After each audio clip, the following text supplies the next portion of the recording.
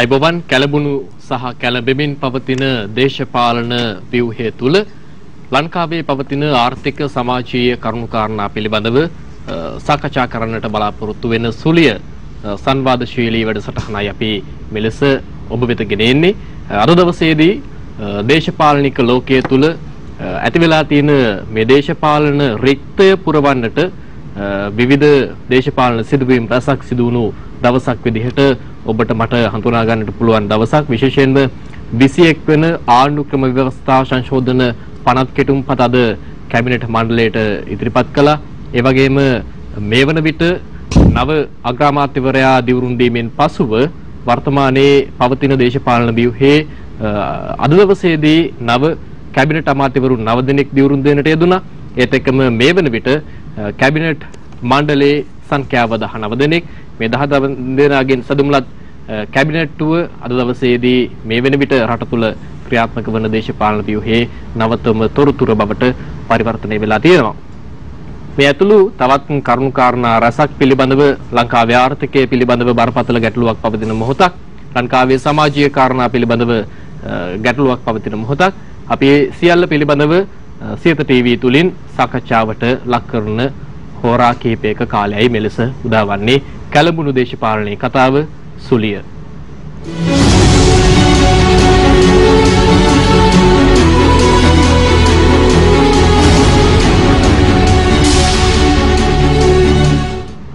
අද මේ කැළඹුණු දේශපාලනයේ කතාව සුලිය සමග සාකච්ඡාවට අපි ආරාධනා කරන්නට යෙදුනේ වර්තමානයේ දේශපාලන ක්ෂේත්‍රය තුළ ඉතාමත් පරිණත අධ්‍යක්ීම් සහිත ජ්‍යෙෂ්ඨ දේශපාලන නායකයෙක්ටයි.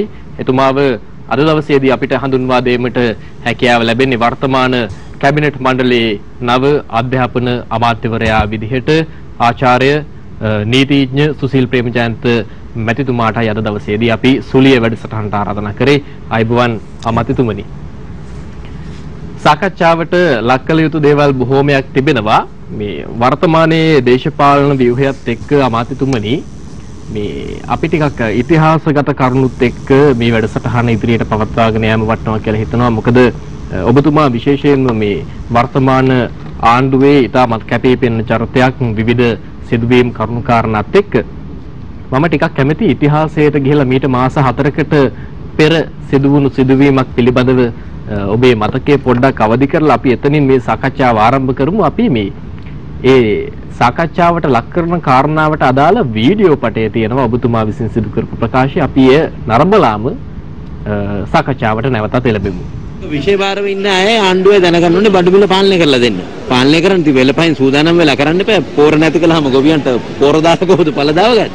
කරන්න බැරි දේවල් කරන්න ගිහලා තමයි රටම අමාරුවේ දාලා තියෙන්නේ. ඒකට වග කියන්න ඕනේ තීන්දුව ගත්ත අය. ඩොලර් ප්‍රශ්නේ ඉතින් ඩොලර් නැති කරපුවාගෙන් අහන්න ඕනේ ඩොලර් කොහෙද තියෙන්නේ කියලා.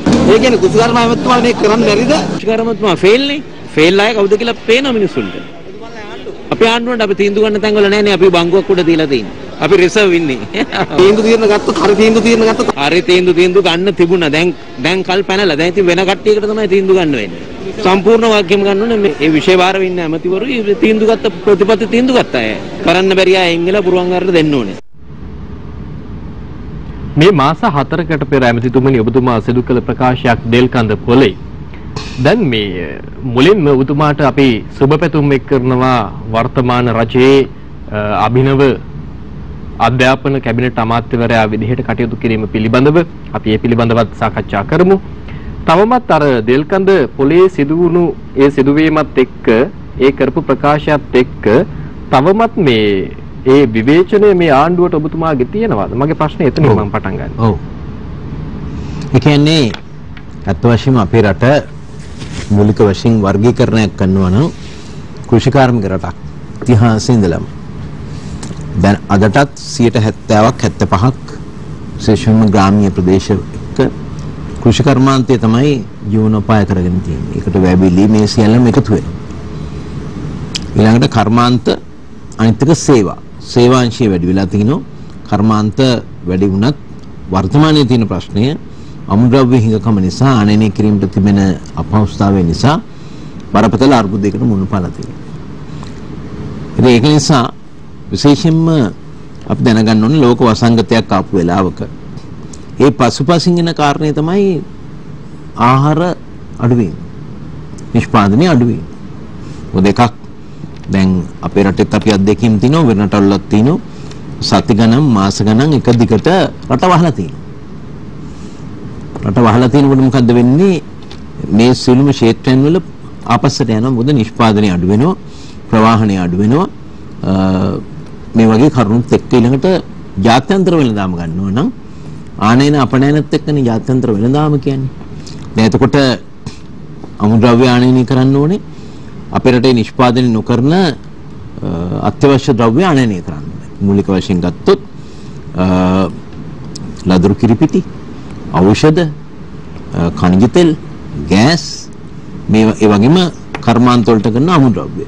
එතකොට ඒවා ආනයනය කරලා කොටසක් අත්‍යවශ්‍ය ආහාර හැටියට යනවා. තව කොටසක් අපනයනය කිරීම සඳහා කර්මාන්ත වලට එන අමුද්‍රව්‍ය යනවා. එතකොට ආනයනය කළාට අපනයනත් එක්ක අපනයන ආදමත් එනවා. දැන් මෙන්න මේ මෙවැනි තත්ත්වයක් තුල තිනකොට ලෝකයේම මේ ජාත්‍යන්තර වෙළඳාමේ යම් බිඳවැටීමක් සිදු වුණා. හැබැයි බොහෝ රටවල් ඒ ක්‍රමානුකූලව මේකේ ගොඩ එන්න කටයුතු කළා. කලාපී රටවල් උනත් තිනවා. තමන්ගේ සංචිත වැඩ කරගෙන විදේශ වෙළඳාම් වැඩි කරගෙන ගිය රටවල් බංග්ලාදේශ වැනි රටවල් තිනවා. උදාහරණ වශයෙන් ආසන්නවම තියෙන සංචිත වැඩි කරන් තියෙන ඒවා ගලෝ ආර්ථිකය කළමනාකරණය කරගෙන තියෙනවා. දැන් මොකද මානව සම්පත වැඩි වශයෙන් ඒක යොදාගත්ත විශේෂම තරුණ ශ්‍රමය. දැන් අපේ වෙලා තියෙන්නේ මේ කෘෂිකර්මාන්තයේ මත වැඩියෙන් යපුණු රටක් හැටියට. අපි දන්නකොට මීට මාස 4කට කලින් මම ওই පොලේ ගිය වෙලාවේ හාල් කිලෝක මිල සාමාන්‍යයෙන් රුපියල් 110ක් 120කට තිබුණා. ඒ හාල් කිලෝ දැන් මාස 4කට පස්සේ රුපියල් 220 වෙලා තියෙනවා. එකට එකක් වැඩි වෙලා තියෙනවා. මම දැන් ඊරිදනේ ඊමන් අයි පොල්ට ගියා. බෙල්කඩ පොල්ට ඔව් මම ඒ සාමාන්‍ය කුඩා කාලේ ඉඳලා මේ යනවා. අපේ ගෙවල් කිට්ටුව නිසා. එතකොට ඊයේ තක්කලි ගත්තොත් රුපියල් 10 කිලෝ. අර්ථපල් රුපියල් 400 කිලෝ. මම මේ භාණ්ඩ වර්ග දෙකක් කිව්වේ. මේ ගැටලුවේ මුල අමාත්‍යතුමනි මේ ජනාධිපතිවරයා විසින් ගත්ත රසායනික පොහොර තහනම් කිරීමේ ඒක තමයි මම එදා කිව්වේ. ඒ කියන්නේ අපේ රට කාබනික පොහොර වලට යන එක හොඳයි. සෞඛ්‍ය සම්පන්නයි, පරිසරයට හිතකාමී කාබනික මේ පොහොර යෙදීම. නමුත් දීර්ඝ කාලයක් තිස්සේ අවුරුදු 30ක් 40ක් තිස්සේ අත්වශයෙන්ම 1965 පස්සේ තමයි අපේ රටේ සහලින් ස්වයං පෝෂණය වෙන්න පටන් ගත්තේ. එතකොට ඒ කාලේ ওই බතලගොඩ වී පරීක්ෂණ ආයතනයේ වෙනත් පරීක්ෂණ ආයතනවල ඒ BG 7 8 කියලා ඒ කාලේ ආවේ බතලගොඩ 7 8 ඒ විදිහට සම්බාය ආදී වශයෙන් විවිධ වර්ගයන් වී වර්ගයන් කෙටි කාලීනව වැඩි ඵලදාවක් ලබා දෙන වී වර්ග හඳුන්වා දුන්නා. ඒ වගේම අනිත් භෝගවලත් එහෙම. ඒවා අපි මම හිතන්නේ මහ බංකරුවම වැඩිම ආචාර්ය උපාධි තියෙන පරීක්ෂකෙන් ඉන්නේ මේ කෘෂිකර්ම අමාත්‍යාංශයේ විවිධ ආයතනවල. මොකද ඒක රටේ මේ ආහාර සුරක්ෂිතතාවයට වැදගත්. සුරක්ෂිතතාවය කියන්නේ ආහාර තියෙන එක විතරම නෙමෙයි. affordable price එකකට. ඒ කියන්නේ දරන්න පුළුවන් මිලකට ආහාර ලබා ගැනීම. හැමතෙම මේ අවස්ථාව ලැබීම. මේ ඔක්කොම මේ සුරක්ෂිතභාවය කියන එක තුල තියෙනවා. ඒතර අපේ පෙරදින විශ්වවිද්‍යාලය මුල් කරගෙන රුහුණු විශ්වවිද්‍යාලයේ පීඨ තියෙනවා කෘෂිකර්ම පීඨ. ඒවා දීර්ඝ කාලයක් තිස්සේ පරීක්ෂණ කරමින් තමයි මහාචාර්යවරු ආචාර්යවරු පරීක්ෂණ වාර්තා සකස් කළා මේව කළා තියෙන්නේ. දැන් එතකොට කාබනික පොහොර යෙදීම කියන කාරණේ ගත්තාම මේක එකවර කරන්න බෑ. ලෝකෙ කිසිම රටක් 100% කාබනික කරලා නැහැ. 30ක් තමයි වැඩිම කරලා තියෙන්නේ. චීනය වැනි රටවල් වල පවා. දැන් අපේ කාබනික පොහොර යදාගෙන මේ වසවිසෙන් තොර ආහාර නිෂ්පාදනයේ බොහොම කුඩා ප්‍රතිශතයක් තිබ්බා. අපි ඒ ජනවාරි මාසෙ වෙනකොට හාල් කිලෝවක් රුපියල් 110ට 15ට ගන්නකොට ඒ කාබනික වශයෙන් පොහොර යොදලා ගත්ත හාල් කිලෝවක් දැන් 400ක් විතර වෙනවා. සාමාන්‍ය මිලට වඩා මිල අධිකයි. මිල අධිකයි. වාපණය නිකලා ඒ වගේම අපේ ඔය මේ තානාපති සේවාවන් ලංකාවේ ඉන්නේ බොහෝ දෙනා ඒගොල්ලන්ට එෆෝඩ් කරන්න පුළුවන් නිසා, දරන්න පුළුවන් නිසා ඒගොල්ලෝ මේවා මිලදී ගන්න ස්ථාන කිහිපයක් කොළඹත් තියෙනවා. ඒ වගේම අපනයන කරුවෝ කෙලින්ම ඒ රටවල් වලට අපනයනය කරනවා. කාබනික අපිට කරන්න තිබුණේ ක්‍රමානුකූලව මේ අපනයනය කිරීමේ කාබනික පොහොර යෙදීම ප්‍රවර්ධනය කරන්න ඕනේ.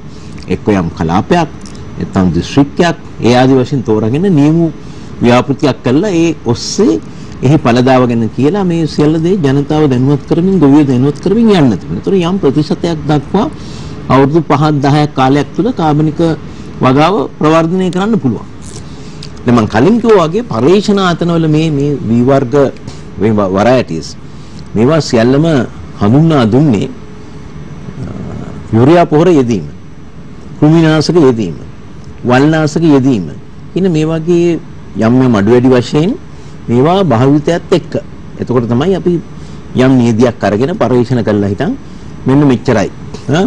වි අක්කරයකට බුසල් මෙච්චරයි. මේ ආදි වශයෙන් ඒවා වැඩි කරගෙන ගියේ. ඊළඟට ඒක කාලෙක කෙටි කළේ. දැන් ඉස්සර මම මතකයි අපි මේ පාසල් යන කාලේ ඔය 8 9 ශ්‍රේණිය වල ඉන්නකොට එදා අගමැති රාජ්‍යසේනායක මහත්මයා විශාල වගා සංග්‍රාමයක් කළා. ඉතින් අපි ඔය කුඹුරට බැස්සුවා. අපි පැල හිටෙව්වා. ගෝයන් කපණේවට ගියා. ඒක යම් ආකල්පයක් එතන ඇති කළා. ඉතින් ඒ ආදි වශයෙන් තමයි ඕක වර්ධනය වෙලා ඉස්සරහට ආවේ. දැන් එතකොට අපි සහලින් ස්වයං පෝෂණය වුණානේ. දැන් 2014 වර්ෂයේ සහල් අතිරික්තයක් තිබුණා විතරක් නෙවෙයි.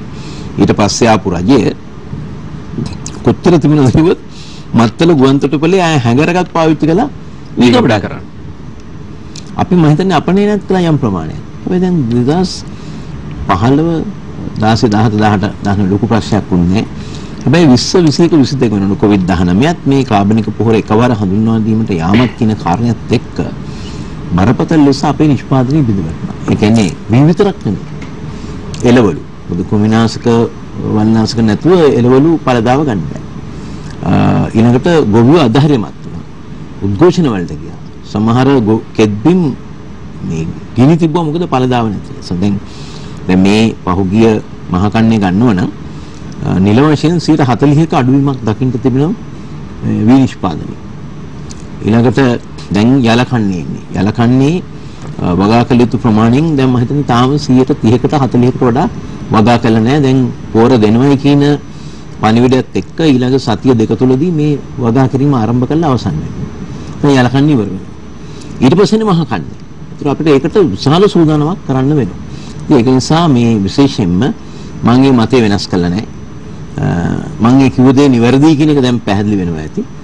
ඒ නිසා එවැනි තීන්දුවක් ගැනීමේදී අපේ පරීක්ෂකයන් ඉන්නවා, විශ්වවිද්‍යාලවල ප්‍රජාව ඉන්නවා, ගොවි මහත්මීන් ඉන්නවා. මේ සියලු දෙනාත් එක්ක පුළුල් සංවාදයක් තියලා දැනුවත් කිරීමක් කළා. යම් කලාපෙන් කලාපයට මේක කරගෙන ගියා නම් මේ තිබුණු තත්ත්වයට අපි මුහුණ පාන්නේ නැහැ. ඒ මම හිතන්නේ මේක අපි ලබාගත්ත විශාල පාඩමක්. හැබැයි ඒකේ මේ බරපැන.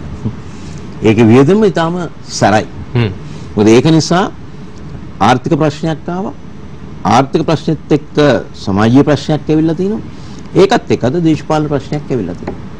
මේකට ප්‍රධානම හේතුව උනේ ඒ ගත්ත ප්‍රධාන ප්‍රතිපත්තිමය තීන්දුවල ඒවා අඩිනමින් ක්‍රියාත්මක කිරීමට උත්සාහ දැරීමේ ප්‍රතිඵලයක් ඇති උතක්. දැන් අමාත්‍යතුමනි මේ ප්‍රකාශය ඔබතුමා සිදු කරනකොට ඔබ හිටියේ ආණ්ඩුව ඇතුලේ අධ්‍යාපන ප්‍රතිසංස්කරණ දුරස්ථ අධ්‍යාපන පිළිබඳව අධ්‍යාපනයේ පිළිබඳවම රාජ්‍ය අමාත්‍යවරයෙක් ඔබව මෙන් සිටියේ.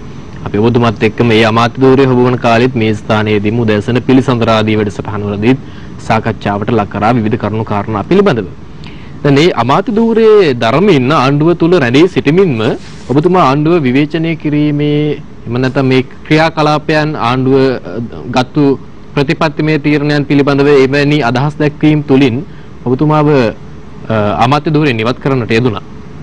මේ ඉවත් කිරීමත් එක්ක ඔබතුමා ප්‍රකාශ කළේ නැවතත් දුන්නත් මම ඇමතිකම් නම් බාර ගන්නේ නැහැ කියලා. කිසිම තැනක මම ඒක කියලා නැහැ. සමාජ මාධ්‍ය තුල ඒ සමාජ මාධ්‍ය Tamanට කැමතිව දාන්න පුළුවන්. මම පැහැදිලිවම මගේ ප්‍රකාශය කළා. මම ඊට කලින් පාර්ලිමේන්තුවේ ගිය අවුරුද්දේ අයවැය ලේඛනයේ විවාදයේදී නොවැම්බර් මාසයේ මගේ කතාව අවසන් කළේ හැන්සාඩ් එක බලන්න පුළුවන්. සර්ව ආර්ථික ප්‍රශ්න වලට ගැටලු වලට ශුද්ධ ආර්ථික විසඳුම් නැහැ කියලා. මම පෙන්වන්නේ සමස්තයක් කට ගන්න ඕන ණය ලබා ගැනීම. ණය කළමනාකරණය කිරීම. ණය ආපසු ගෙවීම. මුල්‍ය පාලනය. මේ කියන කරුණු ඔක්කොම ගත්තාම සැකෙමින් මම පේලි දෙකෙන් ඔක කිව්වා. ඒ වගේම මම තවත් අවස්ථාවකදී තම පැහැදිලිව කිව්වා සමහර විෂයන් වල තම පාර්ලිමේන්තුවේ වගකීම් දීලා තියෙන අයට කොතරම් දුරට මේක කරන්න පුළුවන්ද කියන කාරණා. ඉතින් දැන් අද මේ සියලු දෙනා ඒ තනතුරු නැහැ. ඒ වගේ ඒ විතරක් නෙවෙයි යම් සිද්ධීන් වලට සම්බන්ධ වෙලා තියෙනවා. ඉතින් අපි ඉඟි කරපු කාරණා ඒ සියල්ල අද සත්‍යයක් බවට පත් වෙලා තියෙන ඒ තිබුණට වඩා බරපතල බැරෑරුම් තත්ත්වෙට නේ බලන්න. දැන් පසුගිය වර්ෂයේ අයවැය ලේඛනය වෙලා වෙනකොට මොකද මහ බැංකුවෙන් කිව්වේ අධිපතිතුමා ඩොලර් ප්‍රශ්නයක් නැහැ. ණය ගෙවන්න මේ ඔක්කොම කිව්වා. දැන් ජනවාරි මාසේ ඩොලර් මිලියන 500ක් ගෙවන්නේ සවරින් බොන්න. දැන් මේ පිළිබඳව උසාවි ගිහලා නඩු ගිහලා දැන් විදේශ ගමන් තහනම් පවා කරලා තියෙනවා. නේද? තවත් ඉදිරියටත් කල් දැම්මනේ විදේශ ගමන් තහනම්. ඒක කල් දාලා තියෙනවා. මම කිව්ව එක උදාහරණයක් හැටියට. ඒතකොට තවත් සමහර වගකියුත්තෝ කිව්වා ඇමතිවරු නේ මුදල් ප්‍රශ්න නැහැ. වොන්තරම් රුපියල් තියෙනවා. උත් ඇත්ත වශයෙන්ම අද තියෙන තත්ත්වය මොකද? අද ඩොලරයක් හොයාගන්න බැරුව ඉන්නවා. පහුගිය සති දෙකකට පෙර මේ තෙල් ගෙන්නන්න, ගෑස් ගෙන්නන්න, ඖෂධ ගෙන්නන්න මේවට කොයිතරම් පරිශ්‍රමයක් දරුවද කිව්වොත් බැංකුවල තියෙන ද්‍රවශීලතාවය අද අඩු වෙලා. ඩොලර් තිබ්බත් මිලදී ගන්න රුපියල්. දැන් ඔය කියන ආකාරයට අමතමුනේ ඔය විදිහට වැඩ ටික කරගෙන යන්න පුළුවන් ද අමාත්‍ය ධූරවල ඔබතුමාලා? ඔය එහෙම කරගෙන යන්න බැරි නම් මේව බාර දීලා කරන්න පුළුවන් කෙනෙකුට බාර දෙනවා. වෙන කරන්න දෙයක් නැහැ. මොකද දැන් මේකනේ ප්‍රශ්න වෙලා තියෙන ඉතාම වැදගත් ප්‍රශ්නයක් බැහුවේ. දැන් මේ රටේ යම් නීති පද්ධතියක් තියෙනවනේ. අනුකූල ව්‍යවස්ථාවක් තියෙනවා. ඒකේ නීතීන් තියෙනවා. ඒතර අපි පුරවැසියෝ හැටියට ඒකත් එක්කනේ කටයුතු කරන්න වෙන්නේ. දැන් අපිට ඒකට පිටින් යන්න බෑනේ. ඒකට පිටින් යන්න වෙන්නේ විප්ලවයක්. එහෙම වෙච්ච රටවල් තියෙනවා. ඉතිහාසෙත් තියෙනවා. හැබැයි දැන් අපි බලමු ග්‍රීසිය ගමු. මට මතකයි මම එක්තරා අවස්ථාවක ග්‍රීසියට ගියා අවුරුදු 7-8කට කලින්. ග්‍රීසිය මේ වගේම වැටිලා ආණ්ඩු පිට ආණ්ඩු වෙනස් වුණා. අගමැතිවරු පිට අගමැති වෙනස් වුණා. එහෙම වෙලා තමයි දැන් අවුරුදු 7-8ක් ගිහලා යම් ස්ථාවරත්වයකට දැන් ඇවිල්ලා තියෙන්නේ. ඒකටත් හේතුවක් තියෙනවා. ඒකට හේතුව විශේෂම ග්‍රීසියේ වෙලාවේ ඒ රටේ මිනිස්සු වැඩි වැඩ කළේ නැහැ. විදේශ වලින් ආපු අය තමයි වැඩ කළේ. ඒ වගේම ওই බැඳුම් කරවලට ගිහිල්ලා මේ වගේ ගිහිල්ලා විශාල ආර්ථික ප්‍රශ්නයකට ආවා. මට මතකයි මම ඒ ගිහිල්ලා ඉන්න දවස් දෙකයි මං හිටියේ ඇතන්ස් වල මේ රාජකාරී කටයුතු වලට ගිහිල්ලා. ඒ ඉන්න වෙලාවේ මේ මං හිටපු හෝටලේ ඇතුළටත් ආව මේ පොලිසියෙන් ගහපු කඳු ගෑස් අර දැන් ඔය අපි දකින්නේ. ඒ වගේ එකක් ඒ ඉන්න හෝටලේ ඇතුළටත් ආව. මොකද උද්දෝෂයෙන් පළව හරි. ඉතින් ඒක නිසා මේවා ලෝකේ රටවල අත්දැකීම් තියෙනවා. දැන් අපේ රට ගත්තොත් එහෙම අපි අවුරුදු 28ක යුද්ධයකට මුහුණ දුන්නා. ඒතර යුද්ධේ අවසන් වුණේ 2009 මැයි 19 වෙනිදා. ඊට පස්සේ අවුරුදු දෙකේදී අපි කෙටි කාලීන ණය ගත්තා දිගු කාලීන ආයෝජන. ආර්ථික සංවර්ධන වේගයක් ආවා. අපේ පහුගිය දශක දෙක තුනක ගත්තොත් වැඩිම ආර්ථික වර්ධන වේගය තියෙන්නේ 10-11. නමුත් අපි කෙටි කාලීන ණය ගත්ත වැඩි පොලියට. ඒ කියන්නේ ණය දෙන ආයතන අපි තුමා IMF එකෙන් ගන්න ඕන සමහර කෙටි කාලීන දෙනේවා no interest. නැත්තම් 0.1ක පොලිය. මේ වගේ යම් කාල පරිච්ඡේදයක දීලා ඒ විදිහට කරනවා. හැබැයි ඒකත් එක්ක ඒගොල්ලෝ කොන්දේස් දානවා. දැන් අපි බැංකුවකින් ණයක් ගන්න ගියාම අපිට ඒ ණය ගන්නකොට අපේ ආදායම් බලන්න. අපිට ගෙවීමේ හැකියාවක් තියෙනවා. එහෙම නැත්නම් ඒකට ගන්න ගැරන්ටි එක මොකද්ද? මෝගේජ් එක මොකද්ද? ඒක ඔක්කොම බලලා තමයි බැංකුව දෙන්නේ. ඒක නැතුව බැංකුවකින් ණයක් දෙන්නේ නැහැ. ඉතින් ඒ ක්‍රමයේම අඩු වැඩි වශයෙන් ජාත්‍යන්තර මුල්‍ය අරමුදලේ වුණත් ලෝක බැංකුවේ වුණත් ක්‍රියාත්මක කරනවා. හැබැයි මේ වගේ ආර්ථික අපහසුතාවයකටපත් වෙච්ච ලෝකේ රටවල් නැවත නගා සිටුවීම සඳහා ඒගොල්ලෝ යම් සහන ක්‍රමවේදයන් දැන් ඔබතුමාගේ විශ්වාසයට අනුව වර්තමාන දේශපාලනය සහ මේ සිදුවෙන සිදුවීමුත් එක්ක බැලුවාම අමාත්‍යතුමනි දැන් ජනතාව කියන කාරණාව 225ම එපා කියන එකනේ. දැන් ඔබතුමා පිළිබඳව පෞද්ගලිකව ගත්තොත් ඔබතුමා රාජ්‍යකරණයේ රාජ්‍ය පරිපාලනයේ පිළිබඳව ආචාර්ය උපාධියක් ඒ පිළිබඳව දරපු වියතෙක් උගතෙක් බුද්ධිමතෙක් විදිහට නම් දරපු පුද්ගලෙක්. ඔබතුමාට අධ්‍යාපන අමාත්‍ය ධූරයේ පිළිබඳව ගත්තත් මීට පෙර පුළුල් අධ්‍යක්ෂකම් සහිත අමාත්‍යවරයෙක් විදිහට දේශපාලනය අපි හඳුනා ගන්න ජ්‍යෙෂ්ඨ අමාත්‍යවරයෙක්. දැන් මේ 225ම ජනතාව එපා කියලායි කියන්නේ. අරගලය කරන්නේ මේ සියලුම අය එපා අපිට තරුණ නායකත්වයක් අවශ්‍යයි. දැන් මේ කියන කාරණාත් එක්ක බැලුවාම මේ ඔබතුමාලට විශ්වාසයක් තියෙනවද මේක මේ රට මේ තියෙන තැනින් ගොඩට ගන්න පුළුවන් කියලා? එහෙම නැත්නම් මේ රට ඔබතුමාලා දැන් මේ කරගෙන යන්නේ අමාත්‍ය ධූරවල වැඩ කටයුතු කරගෙන යන්නේ එහෙම විශ්වාසයක් නැතිවද? ඇත්ත වශයෙන්ම මම මේ අමාත්‍ය ධූරේ බාරගත්ත මේ අධ්‍යාපනය නිසා. මොකද විශේෂම COVID-19ත් එක්කත් ඊට පස්සේ අවශ්‍ය වෙලාවලදී වෙච්ච සුදු නොවු ප්‍රතිසංස්කරණත් නිසා තමයි අද තරුණය කියන්නේ සිස්ටම් චේන්ජ් එකකට යන්නේ. ක්‍රමවේදයේ වෙනස්කම් වලට යන්න ඕනේ. එතකොට ඒක ඇත්ත. ඒක අපි ප්‍රමාද වෙලා තියෙනවා රටක් හැටියට. දැන් උදාහරණයක් වශයෙන් අධ්‍යාපන ක්ෂේත්‍රය ගත්තොත් අධ්‍යාපන ප්‍රතිසංස්කරණයක් වෙන්න ඕනේ. හැබැයි ඒක කරයින් කරන්න බෑ. එසම යම් කාලයක් ගත වෙනවා. සමස්ත සමාජය මේකට සූදානම් කරන්න ඕනේ. දෙමාපියෝ, ගුරුවරු, ඒ අධ්‍යක්ෂකවරු, විදුහල්පතිවරු සූදානම් කරන්න ඕනේ. දැන් අපි උදාහරණයක් විදිහට ගමුකෝ. දැන් අපි ඉන්නේ 21 වෙනි සියවසේ 3 වෙනි දශකේ. දැන් ඊළඟ දශකයට යනකොට අපි මේ ප්‍රතිසංස්කරණ ලෝකේ අධ්‍යාපන ක්‍රමවේදයන් වලට ගැළපෙන මට්ටමට වෙලා තියෙනවා. දැන් බලන්න. ජෛව තාක්ෂණ. අපි ලෝකයේත් එක්ක ගන්නවා නම් සංවර්ධන වෙමින් පවතින රටවල් එක්ක ගත්තත් අපි පසුපසින්. ඥාන තාක්ෂණ. නැනෝ තාක්ෂණ. ඊළඟට IT එකේ ඊළඟ අදියර. මේ artificial intelligence. දැන් මේ වගේ ගත්තොත් එහෙම මේ නැගීන තාක්ෂණයක් නැත්තම් emerging technologies කියලා කියනවා. දැන් මේවා සමහර රටවල් හඳුන්වා දෙන්න පටන් ගන්න මීට අවුරුදු 20කට කලින්. ඒතර ඔබතුමා මම අහයි මම හඳුන්වා දුන්නේ නැත්තේ කියලා. මම 2005 10 හිටියක ඇත්ත. නමුත් ඒ වෙලාවේ යුද්ධයක් එක්ක හිටියේ. දැන් සාමාන්‍ය පෙළ විභාගයේ මේ තියෙනවා වගේ ඒ කාලේ තියෙනකොට වවුන තියුව අර එහෙම යාපනයේ දූපත් ගන්න ඕන නාවික හමුදාවත් එක්ක තමයි ගිහින් ඒව ටික අපිට ඒ වෙලාවට ඒව කරගන්න පුළුවන්කම ලැබුණේ. ඒ නිසා ඒ වෙලාවේ අපි බල හිටියේ කොහෙන් බෝම්බයක් පුපුරයිද ඒකට ආරක්ෂා වෙන්නේ කොහොමද කියන කාරණේ තමයි තිබුණේ. හැබැයි දැන් ඒක නෙවෙයි තියෙන්නේ. දැන් මේ යුගයේ දැන් අවසන් වෙලා තියෙනවා. දැන් ඊට පස්සේ COVID-19ක් ආවා. මම මේ නිදහසට කරුණු කියනවනේ මං කියන්නේ තත්ත්වයන්. දැන් ඒකත් එක්ක ගන්නව නම් අපි මේ මොන බාධක තිබ්බත් මේ මානව සම්පතනේ අපි සකස් කරන්නේ. 42 ලක්ෂයක් වුණම වෙලා ගන්න දරුවෝ ඉන්නවා. සාමාන්‍ය වර්ෂයකට 3,50,000ක් දල වශයෙන් උපදින. ඒතකොට ඒක දිගටම යනවා. ඒතර විශ්වවිද්‍යාලෙට දැන් 30,000 40,000 දක්වා වැඩි කරලා තිනවා යටිතල පහසුකම් එසේම තිබියදී. විශ්වවිද්‍යාලවල මේ ප්‍රශ්නයක් ඇවිල්ලා තියෙනවා. ඊළඟට විශ්වවිද්‍යාල උපාධි අරගෙන සම්ප්‍රදායිකව එළියට එන උපාධිධාරීන්ට රැකියාව වෙන පොලේ තිබෙන ඉල්ලුම පිළිබඳ ප්‍රශ්නයක් තියෙනවා. ඊළඟට ග්‍රාමීණ ප්‍රදේශ ගත්තොත් එහෙම විද්‍යා තාක්ෂණ ඉංග්‍රීසි මේ වගේ විෂයන් වලට යම් යම් මුණතාවයන් තිබ්බා අදටත් පවතින ඒවා දැන් තුලණය කරන්න ඕනේ. ඊළඟට ගුරුවරු පුහුණු කරන්න ඕනේ. ඊළඟට පෙළපොත් නවීකරණය වෙන්න ඕනේ. හැම අවුරුදු 8කට වතාවක් විෂය නිර්දේශයන් නවීකරණයක් වෙනවා. ලෝකයේත් එක්ක ගලපාගෙන. ඒතර මේකත් එක්ක දැන් අපි අපේ ගිහිලා තියෙන විභාග කේන්ද්‍රීය අධ්‍යාපන ක්‍රමය. මේ විභාග කේන්ද්‍රීය අධ්‍යාපන ක්‍රමයේ විභාගයේ තියෙන බර අඩු කළා. පන්ති කාමරය තුල ප්‍රායෝගිකව ඒ විෂයන්ව ප්‍රායෝගිකව ඒ සිද්ධාන්තයන් දරුවන්ට ඉගෙන ගැනීමට සැලැස්වීම තමයි ප්‍රධාන අරමුණක් වෙන්නේ. ඒ තැනට ලෝකේ බොහෝ රටවල් ගිහිල්ලා ඉවරයි.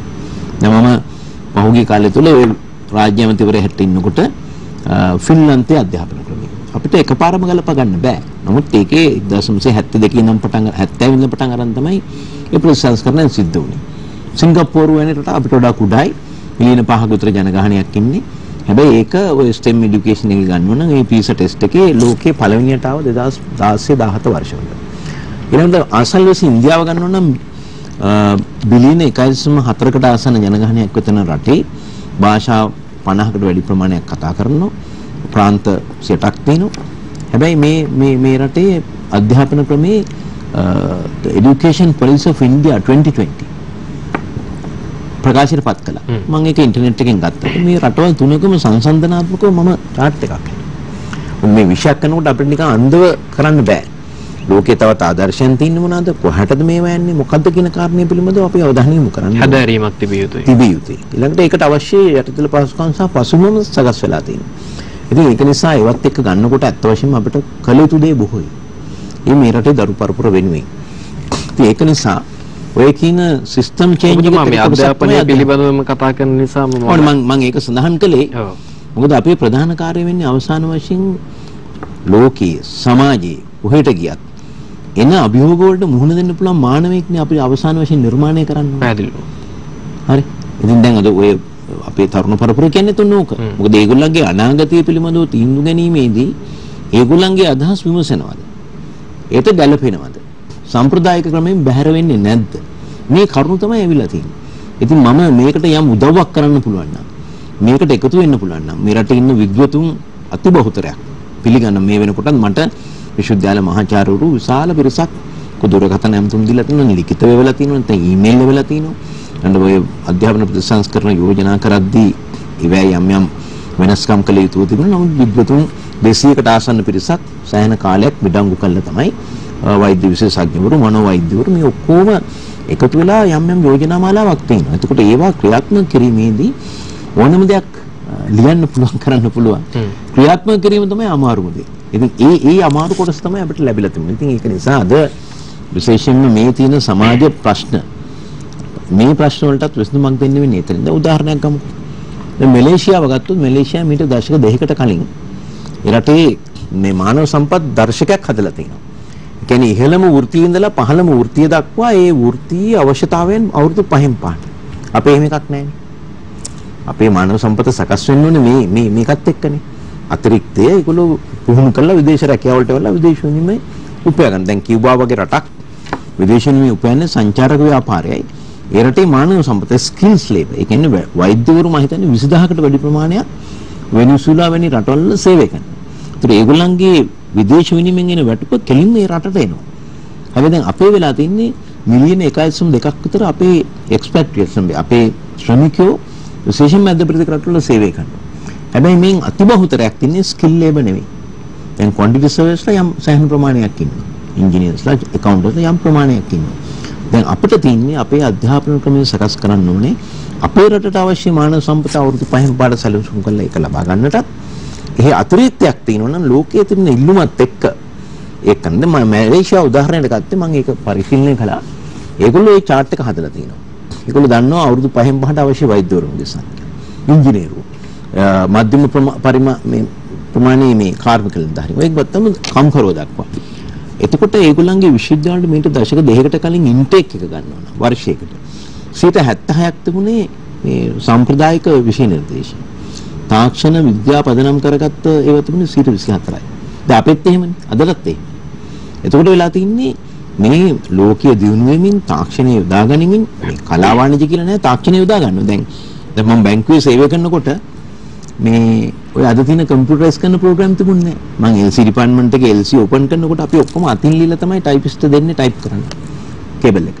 එහෙම තමයි ඒක කේබල් කරන්නේ. ටෙලෙක්ස් කරන්නේ. එහෙම තමයි අපි කරන්නේ. හැබැයි අද එහෙම නෙමෙයිනේ. අද ඊමේල් එක තියෙනවා මේවා බොහොම වේගවත්. අනිත් එක කම්පියුටර් එකේ තියෙන ෆෝමැට් එක. ඒකට ෆිගර්ස් ටික දැම්ම මේ ටික දැම්ම මෙහෙම කරනකොට ගන්න පුළුවන්. කෑෂ් ෆ්ලෝ එක, ෆන්ඩ් ෆ්ලෝ එක. මේවා හදනවනම් මම බැංකුවේ විභාගයත් අවසන් කරලා මම එළියට ආවේ. නොකරපු මිෂන් මම ගිහිල්ලා කළා එතන. ඒතකොට ඒ අත්දැකීම තියෙනවා. ඒතකොට මම කියන්නේ මේ තාක්ෂණය මේ කලා වාණිජය කියලා නෑ විෂන් වලට අදාළ කරගන්න පුළුවන්. ඒ නිසා මැලේසියාව කරද්දී මේක අනිත් පැත්තට හැරෙවුවා. 76ක් මේවා තාක්ෂණයේ විද්‍යාව මේවා පදනම් කරගෙන මේ විෂන් මාරු කළා. එතකොට සම්ප්‍රදායිකව තිබුණු විෂයන් ප්‍රමාණය 124 වුණා. ඉතින් මම කියන්නේ දැන් අපේ තියෙන ওই තත්ත්වය. ඒක නිසා තමයි මේ තරුණයින්ගේ අය කියන්නේ මේ සිස්ටම් එක වෙනස් වෙන්න ඕනේ කියන එක. ඒක අපි පිළිගන්න ඕනේ. ඊළඟට දැන් සාමාන්‍යයෙන් අපේ රටේ වෙන්නේ අනුකූල ව්‍යවස්ථාවේ 4 අයන්න කියන්නේ ව්‍යවස්ථාදායක. අයන්න කියන්නේ විධායකය. අයන්න කියන්නේ අධිකරණය. එතකොට මේ ජනතාවගේ බලයන් තුන තමයි මේ ආයතන තුنين ක්‍රියාත්මක කරන්නේ. හැබැයි දැන් ජනතාව මොකද්ද කරන්නේ? බලය දීලා අවුරුදු 5ක් කරකන් ඉන්නවා. හරි. හැබැයි ජනතාවට කිසිම අවස්ථාවක් නැහැ මේකට මැදදී සම්බන්ධ වෙලා යම් වැරදි ගමනක යනවනම් මේක නිවැරදි කරන්න. ඒකත් ඔය තරුණින්ගේ මතයේ එක කොටසක් වෙලා තියෙනවා. ඉතින් මේවට අපි සාවධානව හුඟක් දෙන්න ඕනේ. ඒවා ඒ අයටත් අවස්ථාවක් ලබා දීලා මගේ නම් අදහස අපි මම මේ අත් වශයෙන් මේ තනතුරු බාරගත්තේ මම උසාවි වැඩ කර හිටියේ. මට එහෙමම කරගෙන යන්න තිබුණා. දැන් මම දැක්ක පහුගිය කාලේ ගෙවල් ගිනි තිබ්බ විවිධ දේවල් වුණානේ. දැන් මම ගියේ හැදුවේ මම ලංකා බැංකුවෙන් නෝට ලෝන් එකක් අරගෙන. අවුරුදු 40කට කලින්. මගේ ගෙදර ඇත්තටම මොනක්වත් නැහැ. මම උනේ විතරයි ඉන්නේ වෙන දේපලක් මට ඇත්තෙත් නැහැ. මගේ වත්කම් බැරකම් ප්‍රකාශ පහුගිය අවුරුදු කීපයකම මම ආයතන වලට බලධාරීන් විතර නෙවෙයි ට්‍රාන්ස්පරන්සි ඉන්ටර්නැෂනල් එකට මම දීලා තියෙනවා. බලා ගන්නයි කියලා. ඉතින් මම මේ තනතුරු බාර අරගෙන මම අද වෙනකොටත් පාවිච්චි කළේ මගේම පෞද්ගලික වාහනය. තෙල් බිලක්වත් මම ගත්තේ නෑ අද වෙනතුරු. හරි. ඒ වගේම නිල වාහන මං කිව්වා මට මේ ලක්ෂරි වාහන එකක්වත් එපා. මට යන්තම් ඩීසල් ගහගෙන එහාට මෙහාට යන්න වාහනයක් තිබුණාම ඇති ඩීසල් වාහනයක්. මොකද ඒක දරන්න බෑ. අපි පඩියක් ගන්නෙත් නෑ ඇමතිවරුන් හැට ඒකේ ඩීසල් ගහන ටික එහෙන් ගහලා දෙනවා. ඒක විතරයි අපිට අවශ්‍ය වෙන්නේ කියන කාරණේ කිව්වේ. ඉතින් මම නම් බාරගත්තේ මේක ඊළඟ මාස 2 3 4 5 6 වෙන්න පුළුවන්. මේ කාල සීමාව තුළ මේ ක්ෂේත්‍රය මම දකින්න බරපතල කඩාවැටීමකට ලක් වෙලා තිනවා. මේක කඩාවැටුණු මුළු අනාගත පරපුරම අපේ රටේ නැති. ඒ නිසා මම විශේෂයෙන්ම මේ ඉල්ලීම් කරන තරුණ පරපුර ඒගොල්ලෝගේ අදහසට කරු කරනවා. හැබැයි ඒකත් එක්කම අපි ඊළඟ પરම්පරාව මෙතනින් ඔසවා තබන්නට නම් ඒකට යම් දායකත්වයක් දෙන්න පුළුවන් නම් ඒක දෙන්න මම ගත්තා. ඊට පස්සේ මේක යථා තත්ත්වයට යම් කාලයකදීපත් කළා. උඩක් කල නෙමෙයි මාස 6ක් එවැනි කාලයක් තුලදී මේකපත් කළා යථා තත්ත්වයටපත් වුනහම ජනතාවට බාර දෙන්න ඕනේ. කාටද මේ රටේ පාලනය දෙන්නේ. හොඳයි. අපි සාකච්ඡා කරමින් සිටින්නේ වර්තමාන අධ්‍යාපන අමාත්‍ය ආචාර්ය සුසිල් ප්‍රේමජයන්ත මැතිතුමත් සමග තවත් දේවල් තියෙනවා සාකච්ඡා කරන්න. අපි කෙටි විරාමයක් ලබා ගමු. විරාමයෙන් පසුව නැවතත් හමු වෙමු.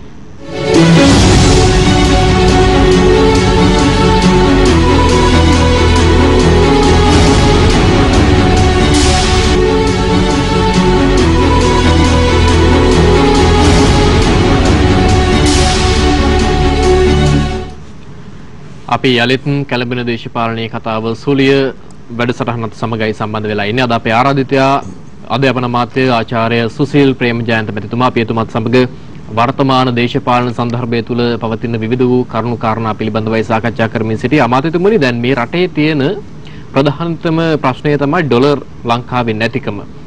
සංචිතවල තියෙන අවප්‍රමාණය මේ කයන කරුණු කාරණා නිසා අපි දකිනවා පාරක ගියත් මිනිසුන් දැඩි ලෙස පීඩා විඳිනවා.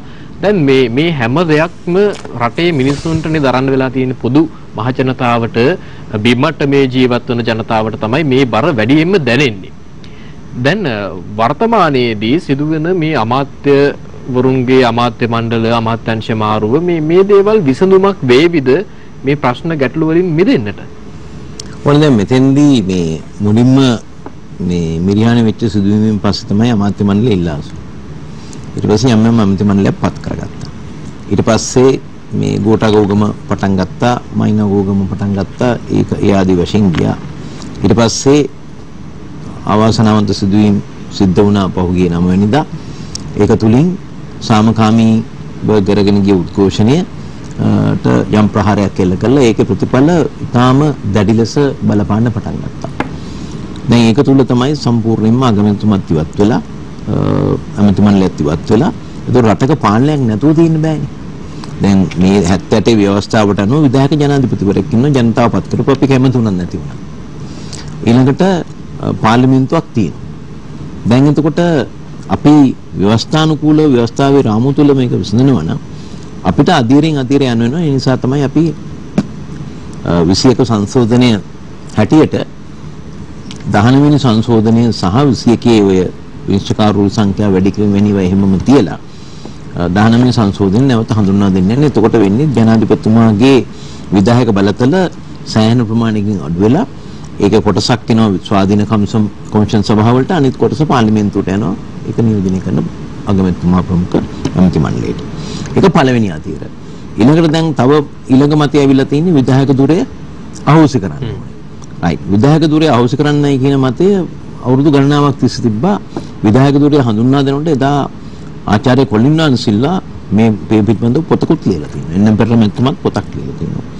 ඒතර විධායක ධුරයේ සම්බන්ධයෙන් සහ ලෝකයේ විවිධ රටවල පාලන ක්‍රමයන් පරිශීලනය කළා. දැන් මෙතෙන්දි ගන්නවා නම් මේ විධායක ජනාධිපති ධුරය අහෝසි කරනකොට විධායක ජනාධිපති ධුරය 78 ව්‍යවස්ථාවේ හැදුවේ සමානුපාතික නියෝජනයත් එක්ක මැතිවරණ ක්‍රමයට ගැට ගහලා. කවදාවත් හිතුවේ නෑ ව්‍යවස්ථාව හදනකොට පාර්ලිමේන්තුවේ 3/2 බලයක් එයි කියලා විධායක බලයට අභියෝග කරන්න පුළුවන්. නමුත් ආවා. අවස්ථා දෙකකදී ආවේ නැත්නම් ඒක එකතු කරගෙන හැදුවා. එහෙම වුණානේ. වර්තමාන ආණ්ඩුවටත් 3/2 තිබ්බා. තියෙනවා ඊට පෙරත් ඒක වුණා. දැන් එතකොට මේ තියෙන විධායක ධුරය අහෝසි කරනවා නම් අනුකම්ප ව්‍යවස්ථා වල තියෙන තත්ත්වයක් එක්ක ලෝකේ වර්ගීකරණයත් එක්ක ගන්නවා නම් විධායක ධුරය අහෝසි කරනවා නම් මේ මැතිවරණ ක්‍රමයේ යම් වෙනසක් වෙන්න ඕනේ. නැත්තම් සාවර පාර්ලිමේන්තුවක් වෙන්නේ නැහැ. ඔය ඉතාලිය වැනි රටවල් වල අවුරුදු දෙකකින් ආණ්ඩු මාරු වෙනවා වගේ ඒ තත්ත්වෙට එන්න පුළුවන්.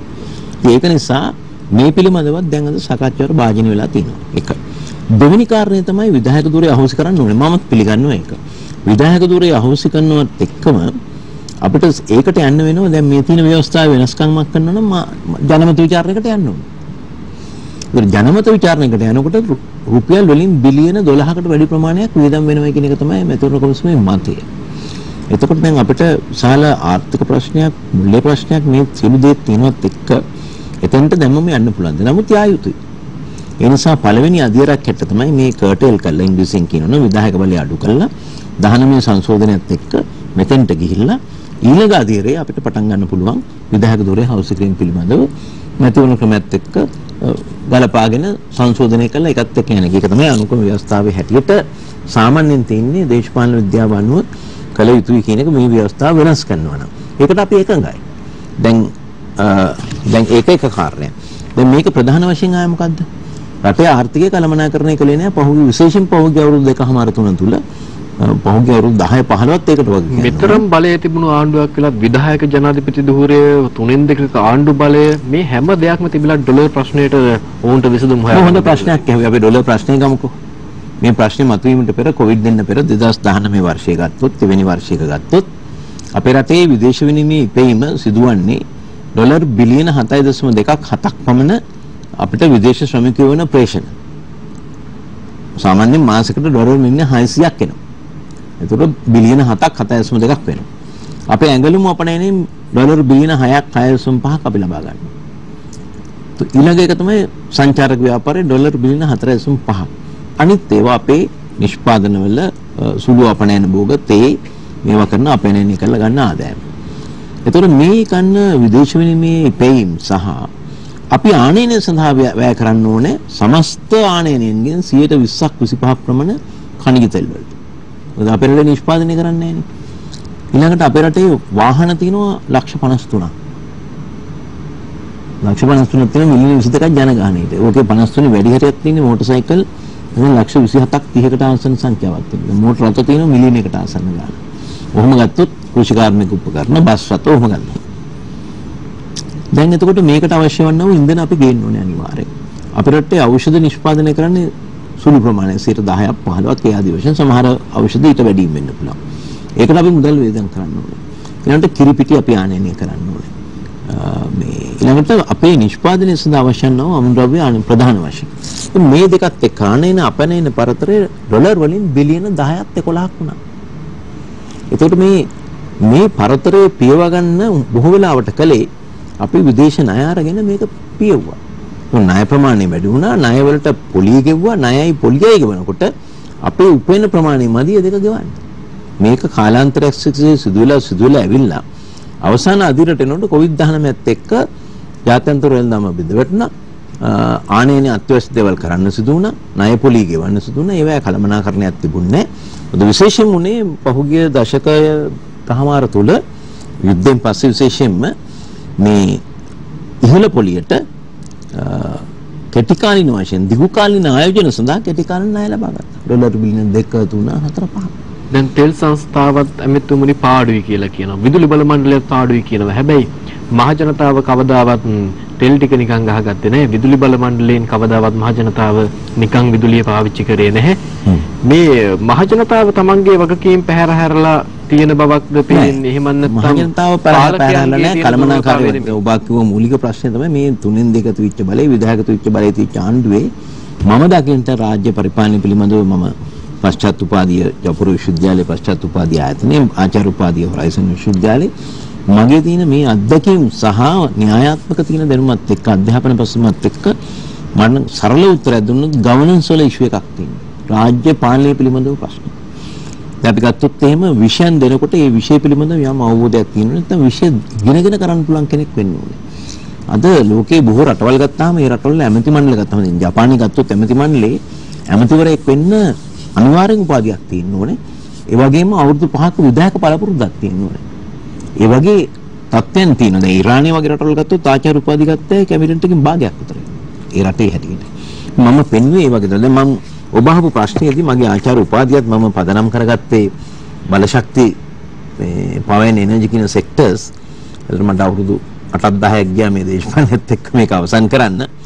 මම මේකේ පදනම් කරගෙන මම පොතක් මේ එළිදැක්වුවා මේකින් public enterprises industry leaders the role of governance and legislative control කියන එක මම මේක එක බා chart එකකින් පෙන්නන්නම් ඔබ අහපු ප්‍රශ්නට එක උත්තරයක්.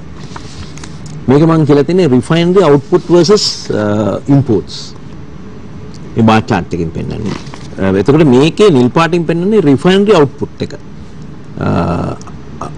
අලු පාටින් පෙන්නන්නේ refined imports. ඒ කියන්නේ දැන් අපි තෙල් සංස්ථාව මේ ආරම්භ කළ 1962.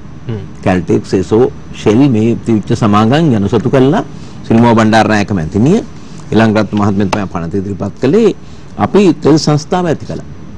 ඒ ඇති කරපු තෙල් සංස්ථාවේ 1965 ආරම්භ කළා රිෆයිනරි එක පටන් අරගෙන ඒක මුලින්ම 38000 බැරල් දවසකට ඊට පස්සේ 1980 වෙනකොට බැරල් 50000ක් දවසකට පුළුවන්. පිරිපහදුවට. ඔව් දැන් තෙල් හොයාගත්ත දවස් ඉඳලම තෙල් මනින එකකේ බැරල්.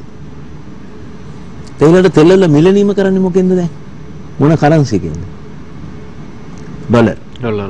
ඔව් කවද්ද ඒක පටන් ගත්තේ? ඒ 1973 ලෝකයේ බලශක්ති අර්බුදයක් ආවා. ආවහම ඇමරිකාව එතකොට සෞදි අරාබිය තමයි ප්‍රමුඛ පෙළේ රටක් වුණේ සහ අනිත් රටවල් සමූහික නායකත්වයක් ගත්තේ මේ තෙල් නිෂ්පාදනය. තෙල් ලිං වලින්. එතකොට ඒකේ ගනුදෙනු කිරීම බැරල් වල මිල නියම කරන්න එකඟ වුණා ඩොලර් වලින්. ඒකට කිව්වේ පෙට්‍රෝ ඩොලර් කියලා. හරි. ඒතර අදට තෙල් බැරල් එකක මිල නියම වෙන්නේ ඩොලර් වලින්. රුසියාව ඒක වෙනස් කරගෙන යන රුසියාව වගේ රටකට ඒක කරන්න පුළුවන්. රුසියාවේ ගෑස් සහ තෙල් කින්න නීති ඒගොල්ලන්ට ඇති වෙන්න තියෙනවා. අපනේනේ කරන්නත් පුළුවන්. ඒ රුසියාව කලේ මේ යුද්ධෙත් එක්ක දාපු තහංචි නිසා යුරෝපීය ප්‍රමුඛ බටහිර රටවල් ඒගොල්ලෝ කරයි. තෙල් ගෑස් අපි දෙනවා අපේ රූබල් වලින් ගෙවන්න ඕනේ. ඒතර මොකද උන්නේ? පහළ ගිය රූබල් එක ඉල්ලුම ඇතිවලා රූබල් එක උඩට ආවා. ඒක රුසියාවට කරන්න බලන් අපිට කරන්න බෑනේ. තෙල් අපේ නිෂ්පාදන භාණ්ඩයක් නෙවෙයිනේ. ගවේෂණය කළා තිනවා ඒක ගැන අහුවොත් මම ඒකේ තත්ත්වය කියන්නම්. මම දන්න ප්‍රමාණය. නමුත් මම මේකෙන් පෙන්වන්න හැදුවේ 1980 වෙනකොට අපේ රටේ රිෆයිනරි එකේ තෙල් පරිපහදුවේ අපේ රටේ අවශ්‍යතාවයෙන් 85ක් අපි සපුරා ගත්තා. 85. බොර තෙල් ගෙනාවා. ඒ ගෙනාවේ ඉරානයෙන්. වැඩි හරියක් ඉරාන් ලයිට් එක තමයි මේකට ගැලපෙන්නේ. ඒකේ යීල්ඩ් එක වැඩි, ඒ කියන්නේ ප්‍රතිඵලය වැඩි. ඒ වෙලාවේ අපි රිෆයින් ප්‍රොඩක්ට්ස්, ඒ කියන්නේ පරිපහද කරපු ඛනිජ ද්‍රව්‍ය ගෙනාවේ 15%යි. හැබැයි 2018 වර්ෂයේ සංඛ්‍යාලේඛන අනුව අපි රිෆයින් එකෙන් ප්‍රොඩක්ට්ස් එන්නේ 30%යි, 33යි. ඊටු සියල්ලම අපි රිෆයින් ප්‍රොඩක්ට්ස් හැටියට ආනයනය කරනවා.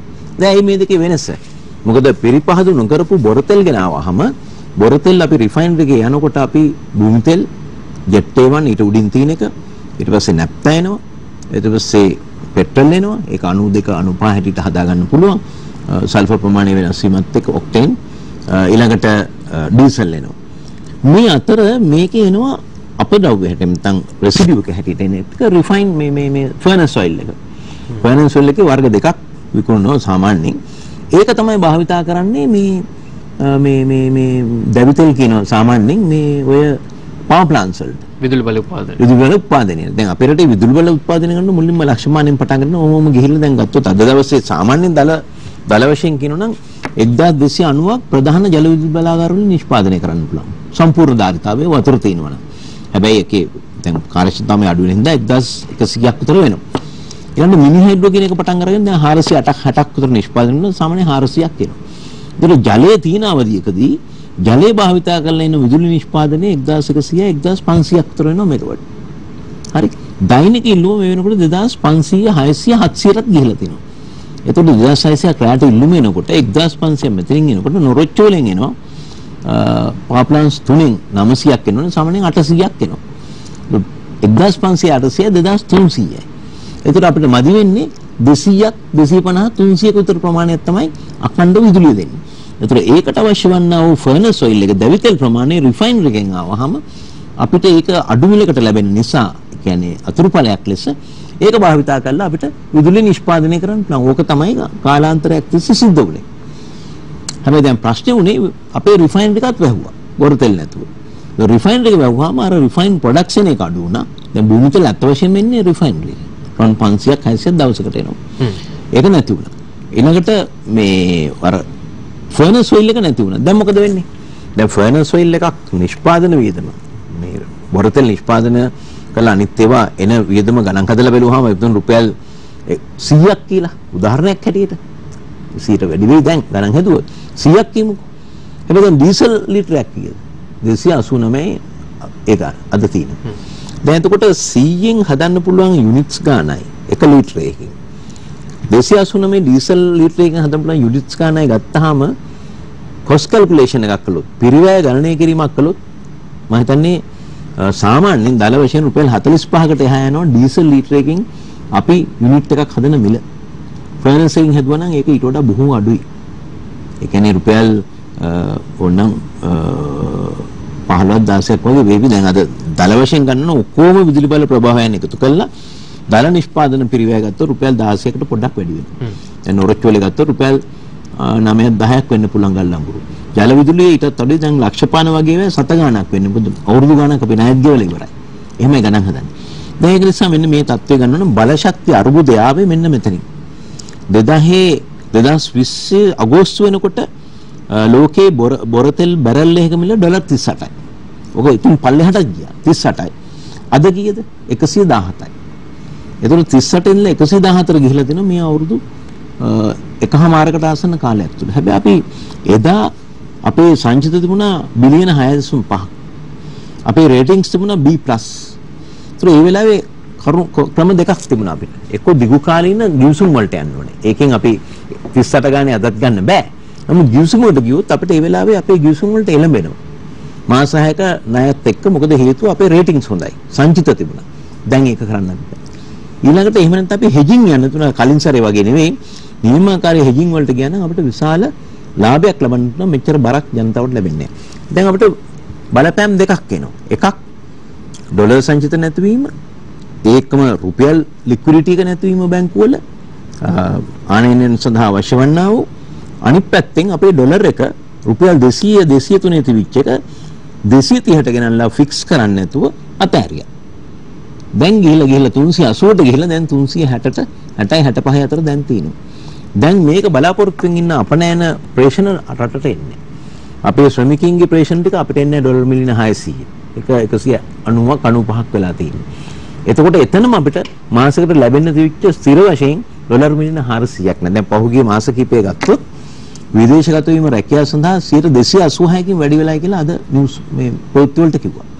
එතකොට මේ ශ්‍රමිකයින්ගෙන් ප්‍රේෂණ ටික මේ රටට ලැබෙනවා නම් අපි මේ ෆොරෙක්ස් එක එහෙම නැත්නම් විදේශ විනිමය කියන එක කලමනාකරන දැන් මම ඔබ බලයි මම කොහොමද මේ ටික පැහැදිලි කරන්නේ කියලා. මම ලංකා බැංකුවේ වැඩ කරද්දී අවුරුදු 9කට ආසන්න කාලයක් වැඩි කාලයක් හිටියේ මම මේ ඉන්ටර්නැෂනල් ට්‍රේඩ් මේ ජාත්‍යන්තර වෙළඳාමට සම්බන්ධ LC සහ බිල්ස් ඩිපාර්ට්මන්ට් එකේ තව අවුරුදු 3ක් විතර මම හිටියා ෆොරෙක්ස් FCB එකේ. ඒ නිසා මට ප්‍රායෝගිකවත් මට ඒ කාලේ ඉඳලා තාම මේ මතකයන් තියෙනවා. මම තිබුණේ මේ ගැටලුවත් පැහැදිලි. දැන් පැහැදිලි මං දැන් විසඳුමනේ ඕනේ. විසඳුම තමයි දැන් අවශ්‍ය වෙන්නේ. දැන් මේ බලාවේ තියෙන විසඳුමත් එක්ක යනවා නම් අත් වශයෙන්ම අපිට ෂණිකව අපිට සොයා ගන්න වෙනවා අපේ මිත්‍ර රටවල් එක්ක ද්‍රව්‍යමය ආධාර. එක. මොකද අපනයන් සීමා කරලා තියෙන්නේ. ඒතකොට අපනයන් සීමා කරන නිසා හිඟයක් ඇති වෙලා තියෙනවා. ඒ නිසා පෝලිං ඇති වෙලා තියෙනවා. ඒ නිසා ඖෂධ හිඟ වෙලා තිනවා. ඊටාම අත්‍යවශ්‍ය ඖෂධ නැති වෙලා තිනවා. ඊළඟට ඉන්ධන වල මිල ඉහළ ගිහිල්ලා තිනවා. ඉන්ධන ලබා ගන්න අපිට ඩොලර් නැහැ. ඒ වගේම ලික්විඩිටි නැහැ රුපියල් වල. ගෑස් වලේ ප්‍රශ්න තියෙනවා. අත්‍යවශ්‍ය ද්‍රව්‍ය හැම එකම එහෙම තියෙනවා. ඒ වගේම කාබනික පොහොර යෙදීම නිසා අපේ ආහාර සුරක්ෂිතභාවය භයානක තත්යකට ඇවිල්ලා තියෙනවා. මේක ඇත්ත. මේක අපි කියන්න ඕනේ මම මීට අවුරුදු මාස කිහිපයකට කලින් ඕක කිව්වා. මොකද අපේ අදහස් ඒ වෙලාවේ කියන්න අපිට තිබුණේ අපි ප්‍රසිද්ධිය කිව්වා. දැන් මම මේකට මේ වරදින් නිදහස් වෙන්න හදනයි කියන කාර්යය නෙමෙයි මං කියන්නේ. දැන් ඔබ ඇහුවේ මේ විසඳුම. ඒතර මං කිව්වේ දැන් ඉදිරිපත් කළ දැන් G7 කියන ලෝකේ ප්‍රධාන රටවල සමුළුව හෙටන්ද තියෙනවා. ඊළඟට මේ කෝඩ් කියලා තියෙනවා මේ කලාපයේ තියෙන ඉන්දියාව, ජපානය වගේ රටවල් කීපයක් එක්ක තව සමුළුවක්. ඊළඟට මම දැක්ක G7 එකේ කලින් නිවේදනය නිකුත් කළ තිබුණා අපිට සහයෝගය දෙන්න ඕනේ කියලා IMF. IMF එකේ ණය ගන්නකොට මේ කොන්දේස් දාන්නේ අපි 16 වතාවක් ණය අරන් තිනවා. ඒවත් ගෙවලා තිනවා අපි. දැන් ඒක නිසා අපිට මොකද IMF කියන්නේ අපිත් සමාජික වෙන බැංකුවක්. ඒකට අපිට දැන් මම තනි පුද්ගලෙක් හිට ගන්නකො මට ණයක් ඕනේ කරනවා අවශ්‍යතාවයකට මම බැංකුවට යනවා. ලංකා බැංකුවට හෝ සම්පත් බැංකුවට අපේ බැංකුවට ගිහිල්ලා බැංකුවෙන් ණයක් අරගෙන මම ඒක ගෙවනවා. එහෙම තමයි කරන්නේ. ඉතින් ඒක නිසා මෙතන IMF එකට යෑම ප්‍රමාද වුණා. අපි ඒකත් කිව්වනේ වෙලපයින්. පරක්කුයි කියලා. පරක්කු වුණා. හැබැයි නමුත් මේ වෙනකොට මම හිතන්නේ ඒක නිකන් කරන්න බෑ. ණය ප්‍රතිවිගත කිරීමේ සැලැස්මක් ඕනේ. ඒක කරන්න එක්ස්පර්ට් නොලෙජ් එකක් ඕනේ. විශේෂඥ දැනුමක්. ඒකට තියෙන ලෝකයේ ටෙන්ඩර් කැඳවලා තියෙන ප්‍රමුඛම පෙළේ මේ සමාගම තෝරාගෙන තිනවා. ඒ පිළිබඳව දැන් අනුමැතිය ලැබිලා තිනවා. ඊළඟට නීතිඥ සමාගමක් වුණා. ඒකේ නීතිමය තත්ත්වය පිළිබඳව ඒක ජාත්‍යන්තර නීතිය සහ වෙළඳාම් පිළිබඳව තිබෙනා වූ තත්ත්වයන් ඒකටත් අවශ්‍ය ඉහළම මට්ටමේ එකක් තෝරන් තිනවා. ඒ නිසා අගෝස්තු මාස වෙනකොට අපිට ඩොලර් බිලියන 3.4 විතර ප්‍රමාණයක තාම සහන මිලට කියන්නේ පොලිය දශම ගානට වෙන ආකාරයෙන් පාසල්ස් කීපයකට ලබා දෙන තත්වයකට එන්න පුළුවන්. ඔබතුමාගේ දැනුමේ හැටියට ඒක ප්‍රශ්නයක්. මම ඉවර කළේ නෑ. ඒක එකක්. අන්තික මිත්‍ර රටවල් එක්ක අපේ ආහාර ද්‍රව්‍ය විමර්ශන ඉන්දියාවත් එක්ක ඊටාම ඒ වගේ පහුගිය කාලය තුල මගෙන් තව ඩොලර් මිලියන 500ක් දැන් අපේක්ෂා කරනවා ඊළඟ තෙල් තොග ටික ගන්න ඉන්දියාවේ ඒ ආධාරය ඇතුව. ඊළඟට පොහොර ටොන් 65000ක් 60000ක් යූරියා. ඉන්දියාවෙන් ගන්න සමහර ඉන්දියා ප්‍රතිපත්තියකට පොහොර අපනයනය කරන්නේ නැහැ. නමුත් ඒ ප්‍රතිපත්තියත් යම් වෙනසකට භාජනය කරලා දෙන්න සූදානම් කරලා තිනවා. මම හිතන්නේ දැන් අදත් ඒ ගැන කතා වුණා. ඒකේ යම් යම් අනුමැතින් ලැබුණාම ඒ ටික ලැබෙන්න බොහෝ ඉඩකඩ තියෙනවා ඊළඟ සති 2-3 ඇතුළත. හැබැයි ඒක ලැබෙන්නත් ඕනේ. මොකද දැන් යලකන්නේ සමහර පැතිවල වගා කළා තවසානයි. ඊළඟට MOP කියන පොහොර වර්ගය අවශ්‍ය වෙනවා. මේ ඊළඟ සතිය 2 තුලදී ඒවා දාන්න දැන් අපේ රටේ යම් ප්‍රමාණයක් තියෙනවා. තව ගෙන්නන්න තියෙනවා. ඉතින් මං කියුවේ එක පැත්තක් අපි කරන්න හැටි. ඒ කියන්නේ ආහාර හිඟයක් ඇති නොවීම සඳහා ඒක කළමනාකරණය කරන්න ඕනේ. සහල් හිඟයක් තියෙනවා. සහල් සාමාන්‍යයෙන් ටොන් ලක්ෂ 2ක් මාසෙකට ඕනේ. එතකොට මාස 12ට ටොන් ලක්ෂ 24ක් ඕනේ. හැබැයි දැන් අපිට නිෂ්පාදනයෙන් එන්නේ 16යි. එතකොට 8ක් හිඟයි. එහෙනම් ඊළඟ මාස 3-4 පයින්නකොට අපිට සහල් යම් ආනයනයක් කරන්න. හැබැයි මේ රටේ ගොවියට ප්‍රශ්නයක් ඇති නොවෙන්න. ඉතින් ඒක නිසා විශාල වගා සංග්‍රාමයකට යන්න වෙනවා. දැන් මම සූදානම් කරනවා අපේ පාසල. කෙටි උත්තරයක් දෙන්න මෙතුමනි. මේ තියෙන ගෑස් ප්‍රශ්නය, තෙල් ප්‍රශ්නය, කෘෂි කර්මාන්තයේ පිළිබඳව ප්‍රශ්නය. මේ ඔබතුමා ඔය කියන යෝජනා කරන ක්‍රියාදාමයන් ඒ විදිහට මේ රජයෙන් ඔබතුමා ඒ රජය තුල ඉන්නේ ඔබතුමා ප්‍රමුඛ මේ කැබිනට්ුවේ මම කියන්නේ මම දැන්ට සොයා දැනගත් සහ මගේ දැනුම තියෙන කරුණු ටික තමයි මම කියන්නේ. ඒ කියන විසඳුම් අපි හිතමු ඔය විදිහට ක්‍රියාත්මක වුණොත් මේ විදිහට ක්‍රියාත්මක වුණොත් මාස 6ක් විතර යනකොට අපිට යම් මට්ටමකට එන්න පුළුවන්. එතනින් ඉඳලා ඉස්සරහට නැගිටින්න පුළුවන් මට්ටම. හොඳයි. අපි සාකච්ඡා කරමින් සිටින්නේ වර්තමාන අධ්‍යාපන අමාත්‍ය ආචාර්ය සුසිල් ප්‍රේමජයන්ත මැතිතුමත් සමග තවත් දේවල් තියෙනවා සාකච්ඡා කරන්න. මේ කැළඹෙන දේශපාලනයේ කතාව අපි විරාමයක් ලබා ගමු. විරාමයෙන් පසුව යලිත් හමු වෙමු.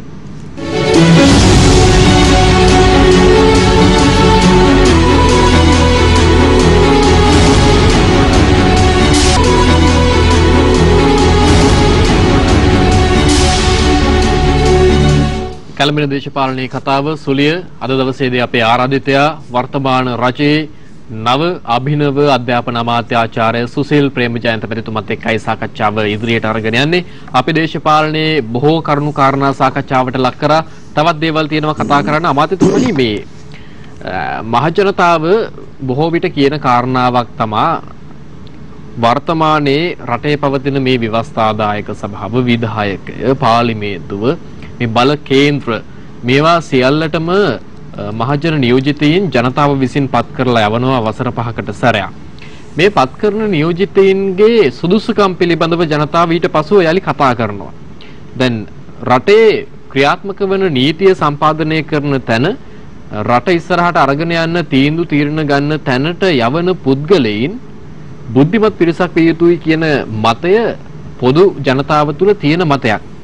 ඔබතුමාගේ අදහස මොකක්ද? දැන් අපි දකිනවා පාර්ලිමේන්තුව තුළ සාමාන්‍ය පෙළ අධ්‍යාපන සුදුසුකමවත් නැති අය පාර්ලිමේන්තුව තුළ අමාත්‍ය ධුරවල පවා වැඩ කටයුතු කරගෙන යන ආකාරය. දැන් නීති සම්පාදනය කරන තීරණ ගන්න පාර්ලිමේන්තුව වැනි බල මූලස්ථානයක අධ්‍යාපනයෙන් ඉහළට ගිය පිරිස් නෙවෙයිද වැඩ කටයුතු කරන්න ඕන? එහෙම අය නෙමෙයිද මේ රටේ මේ නීති සම්පාදනය කරන්න ඕන තීරණ ගන්න ඕනේ? ඔබ ඉතාම වැදගත් ප්‍රශ්නයක් ඇහුවේ. අපේ රටේ ඉතිහාසය ගන්න නම් ඔබ විශ්වාස කරන්නේ මේ කීවෙනි ව්‍යවස්ථාව කියලා දැන් තියෙන්නේ 78. ලිඛිත නීති ඉතිහාසයේ අපි ව්‍යවස්ථාවන් ගත්තොත් ව්‍යවස්ථා ස්වරූපෙන් තියුච්ච මේ 6 වෙනි එක. අපි ආපස්සට ගියොත් 78. 72 ජනරාජ්‍ය ව්‍යවස්ථාව. 48 නිදහස දුන්න 46 ස්වල්බරි ව්‍යවස්ථාව. 31 ඩොනමෝ කොමිසම. 26 විතර සංශෝධනයක් ආව කෝල්බ්රුක් කැමරන් 1933 පළවෙනිම ව්‍යවස්ථා ස්වරූපයේ තිබිච්ච ලිවිල් එකෙන් තමයි නියෝජිතව පත් කරලා පටන් ගත්තේ බ්‍රිතාන්‍ය යුගයේදී. දැන් අතට මෙහෙම ගත්තාම මේ හැම එකක්ම සම්පාදනයේදී අපේ මේ ව්‍යවස්ථාවක් සම්පාදනයේ 72. ව්‍යවස්ථා සම්පාදක ඇමති ආචාර්ය කොලින් නාරසිංහ. ඊළඟට ඒකට ෆිලික්ස් ඩෑස් බණ්ඩාරනායක එන්.එම්. පර්ලා මේ වගේ මේ අය ගත්තාම බලන්නකෝ ඒ වෙලාවේ කැබිනට් එකේ 16යි හිටියේ. 70 ආණ්ඩුවේ තුනෙන් දෙක බලයක් තිබ්බා. එතකොට ඒ ජනරාජ්‍ය ව්‍යවස්ථාවෙන් තමයි අර සොල්බරි ව්‍යවස්ථාවේ තිබිච්ච ඩොමිනියන් තත්ත්වයෙන් වෙනස් වුණේ. මම දීර්ඝව කියන්නේ නැහැ. ඒක පදනම් කරගෙන තමයි 78 ව්‍යවස්ථාව හැදුවේ. දැන් ඒකේ සංශෝධන 20ක් ගියා. දැන් හොඳ ප්‍රශ්නයක් අහුවනේ දැන් මේ ව්‍යවස්ථාදායකයෙක් කියන්නේ නීති පනවන තැනනේ. සමහර හිතන්නේ වෙන කාරණයක් කරන්න තියෙනවා කියලා නේ එතන. දැන් එතන නීතිඥයෝ ඉන්න ඕනේ නැහැ. සමාජයේ සෑම ස්තරයක්ම නියෝජනය වෙන්න ඕනේ. කමුකරු, ගෝපියෝ විවිධ ස්තරයන්. නමුත් සාල පිරිසක් ඉන්න ඕනේ මේකේ මේ සම්පත් දායකත්වය දෙන්න පුළුවන්.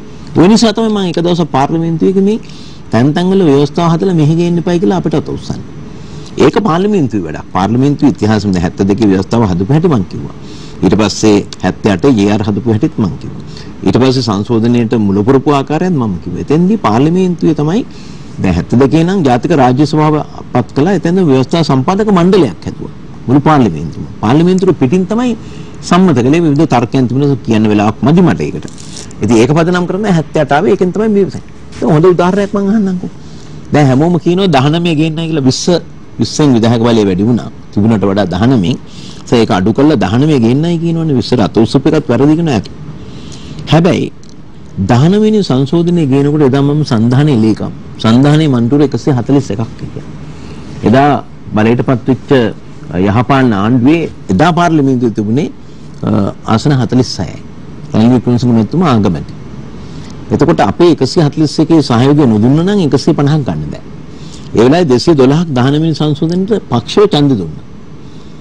ඡන්ද නොදුන්න එකම කෙනෙක් හිටියා මම නම කියන්නේ නැහැ. හැබැයි පහුගිය පාර්ලිමේන්තු මැතිවරණේ එතුම තමයි වැඩිම මනාප සංඛ්‍යාවක් කොළඹින් ගත්තේ. ඒකට ඡන්දදායකයා කොහොමද කල්පනා කළාද? ගිය මහමැතිවරණේ ඡන්දදායකයා කල්පනා කරලා තිබුණේ 19ට විරුද්ධ වෙච්ච එක්කෙනා තමයි පළවෙනියා වුණේ. හැබැයි 19ට සහයෝගය දුන්නා ඊට පල්ලෙහාට ගියා. මම අන්තිම හරියට ගියා. ගොඩක් වෙසිච්ච එක්කෙනා 19ට. ඒ නිසා මතක තියාගන්න මේ ජනතාව මේ වෙලාවේ රටේ තිබෙනා වූ සමාජ ආර්ථික දේශපාලන තත්ත්වයන් එක තමයි ඡන්දේ පාවිච්චි කරලා තියෙන්නේ. අපි ඉතිහාසෙත් පුරාම ගත්තාම. ඒ මොහොත ගැන හිතන්නේ. අත් වශයෙන්ම හුඟක් වෙලාට එහෙම වෙලා තියෙනවා. දැන් ඔය ඔබ කිව්ව උගත් බුද්ධිමත් අය දේශපාලනට එන්නේ නැහැ. දැන් මේ කල්නම් කොහොමත් එන්නේ නැහැ. මොකද එක්ක ගේ පුච්ච ගන්න වෙනවා. එහෙම නැත්නම් මැරෙන්න වෙනවා. හරි. ඉතින් අපේ නම් දැන් විශ්‍රාම යන කාලේ ඇවිල්ලා තියෙන්නේ. මම නම් ඒක කිසිම පසුතැවිල්ලක් නැහැ. මට වෘත්තියකුත් තියෙනවා. ඒකෙන්ද මට ඒකේ පසුතැවිල්ලක්. හොඳ තැනක්. විශ්‍රාම යන කාලේ ලඟ වෙලා කියලා කිව්වනේ. විශ්‍රාම ගත යුතු පිරිස් බොහෝමයක් නැද්ද පාර්ලිමේන්තුව ඇතුලේ මේ වෙනකොට? ගොඩක් ඉන්නවා. නමුත් එහෙම ඒගොල්ලෝ විශ්‍රාම යන්නේ නැහැ නේ. ඒ නිසානේ අපිට මෙච්චර පමා වුණේ තීන්දුව ගන්න තැන් වලට. ඉතින් ඒක වෙනම කතාවක්. ඒක දේශපාලනේ තියෙන ස්වභාවය අපේ රටේ. ඉතින් ওই තරුණියෝ කියන්නේ ඒකත් වෙනස් වෙන්න ඕනේ. ඒකත් ඇත්ත. මොකද එයාගේ අනාගතය තමයි දැන් මේ උදුරගෙන තින්නේ මේ සමහරට වයෝවෘද්ධ දේශපාලඥයෝ සහ මේ දැන් මේගොල්ලෝ කියන්නේ මේ බොක්ස් එකෙන් think out of the box. කියන්නේ මේ රාමුවෙන් පිටට හිතන්න. මේ රාමුව තුළ ඉඳගෙන ඉන්න එපා. ඒක ඇත්ත. අද ලෝකේ යන දිශාවත් එක්ක COVID-19 වසංගත දැන් රුසියානු යුක්‍රේන යුද්ධය නිසා. දැන් මොකද වෙලා තින්නේ?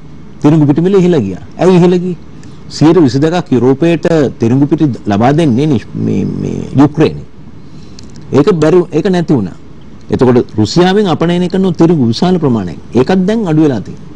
එතකොට වෙළඳපොළට තිරිඟු පිටි එන්නේ නැති වෙනකොට නිෂ්පාදන භාණ්ඩයේ මිල ඉහළ යනවා. මේ සාමාන්‍ය ආර්ථික න්‍යායයි. එතකොට ඉන්දියාව තීන්දුව කළා ඉන්දියාවේ තිරිඟු නිෂ්පාදනය අපනයනය කරන්නේ නැහැ කියලා. දැන් තිරිඟු පිටි මිල වැඩි වුණා. ඉතින් ඒක අපිට පාලනය කරන්න බැරි තත්ත්වයක් නේ වගේ තියෙනවා. තෙල් මිල ඉහළ යාමත් අපිට පාලනය කරන්න බෑ. දැන් රුසියාවෙන් යුරෝපීය රටවල් වලට නැගෙනහිර යුරෝපීය රටවල් වලට ගිය ගෑස් තෙල් ප්‍රමාණය ඒගොල්ලෝ කැපුවාම රුසියාට දාපු තාංකිත් එක්ක ඒ රටවල් පෙළඹෙනවා මැද පෙරදිග නිෂ්පාදනය කරන තෙල් මිල දී ගන්න. ඒක අනිවාර්යයෙන්ම ඉල්ලුම වැඩි වෙනකොට නිෂ්පාදනයේ මිල ඉහළ යනවා. ඒක තමයි මිල ඉහළ ගියේ. ඒතර මිල කවද පහළ වැටේද අපි දන්නේ නැහැ. හැබැයි දැන් මේ කියන කතා එකක්වත් මේ පෝලිං වල ඉන්න සාමාන්‍ය ජනතාවටවත් ඊට එහා ඉන්න අයට උනත් ඒක ඒගොල්ලන්ට ඒක ප්‍රශ්නයක් කරගන්න බෑනේ. ඒගොල්ලන්ට තියෙන්නේ පෙට්‍රල් ඕනේ. ඩීසල් ඕනේ. ගෑස් ඕනේ. මොකද ගෑස් අපේ රටේ භාවිතා කරන්නේ 25%යි. 75%ක් සම්ප්‍රදායික බලශක්තිය තමයි මේ භාවිතා කරන්නේ. නමුත් ඒ 25% නාගරික වෙන්නේ තට්ටු 15 20 25 උඩ ඉන්නකොට තරලිප් පාවිච්චි කරන්න බෑ. ගෑස් ඕනේ කරන්නේ. දැන් අපේ රටේ ගෑස් සිලින්ඩර් තියෙන්නේ. දැන් දියුණු රටක ගෑස් සිලින්ඩර් නැහැනේ. පයිප්ලයින් එකෙන් ගෑස් එක එන්නේ. ඉතින් ඒක නිසා අපි තාම මෙතෙන්ට ගිහිල්ලා නැහැ. ඒ නිසා මේ තරුණයෝ කියන්නේ ඇයි එහෙනම් මෙතෙන් දැන් ඕවා කියන්නේ? ඔයිට කලින් කියන්නේ තිබුණා. එහෙම කියනවනේ නේද? ඉතින් ඒක නිසා මතක තියාගන්න ඕනේ අපි දේශපාලන පක්ෂයක හිටියත් යම් තනතුරක් දරුවත් සමහර වෙලාවට අපිට සිද්ධ වෙනවා හිතට එකඟව අපිට පේනවා මේක කරන්න ඕනේ කියලා. අපි අදහස් කියනවා. කිව්ව වුණාට ඒවා යම් ආකාරයකින් වෙනත් ග්‍රහණයන් වලට නතු වෙනවා. ඒ නිසා තමයි මේ පහුගිය කාලය තුල ඒ ගත්ත සමහර තීන්දුව නිවැරදි නොවු නිසා තමයි මෙතනට ආවේ. ඉදිරියටත් එහෙම වුණොත් අර ඔබතුමා කලින් වෙලාවක මාධ්‍යයට කිව්වා වගේ මේ ඇමති වෙලා හිටියට වඩා නොමැති වෙලා හිටියා හොඳයි කියලා ආපහු ඒ කතාවම කියයිද මේ తত্ত্বය මේ විදිහට? නෑ ඉතින් මේ తত্ত্বය දැන් මේක කවුරුන් හෝ යම් වගකීමක් බාර අරගෙන මේක යම් තැනකට ගේන්න එපානේ. හැබැයි මේක මතක තියාගන්න ඕනේ මේ අර තිත්ත කසාය බොනවා වගේ වැඩක්. තිත්ත කසාය බොනවා වගේ වැඩක් මේක. දැන් මම මේ තනතුරු බාරගත්තේ සුකුරාදා. පළවෙනි ආරාධනාවක් දාවේ නැත්තම්? ඔව්. මම ඉතිහාසයේ කිසිම දවසක මම කිසිම තනතුරක් පළාත් සභාවේ මහමැති දුරේ ඉඳලා මම ඉල්ලලා අරගෙන නැහැ. දුන්න දෙයක් කරා මම ඒව අධ්‍යයනය කරා. එහෙම කරන් හිටියා. බැරි වුණාම මම අයින් වුණායි කියලා මම දැන් මාව රාජ්‍ය අධිකමෙන් අයින් වුණායි කියලා මම කවුරුත් විවේචනය කර ඉන්න ගියේ නැහැ. මම ඒක කියන කතාව කිව්වා එච්චරයි. හරි.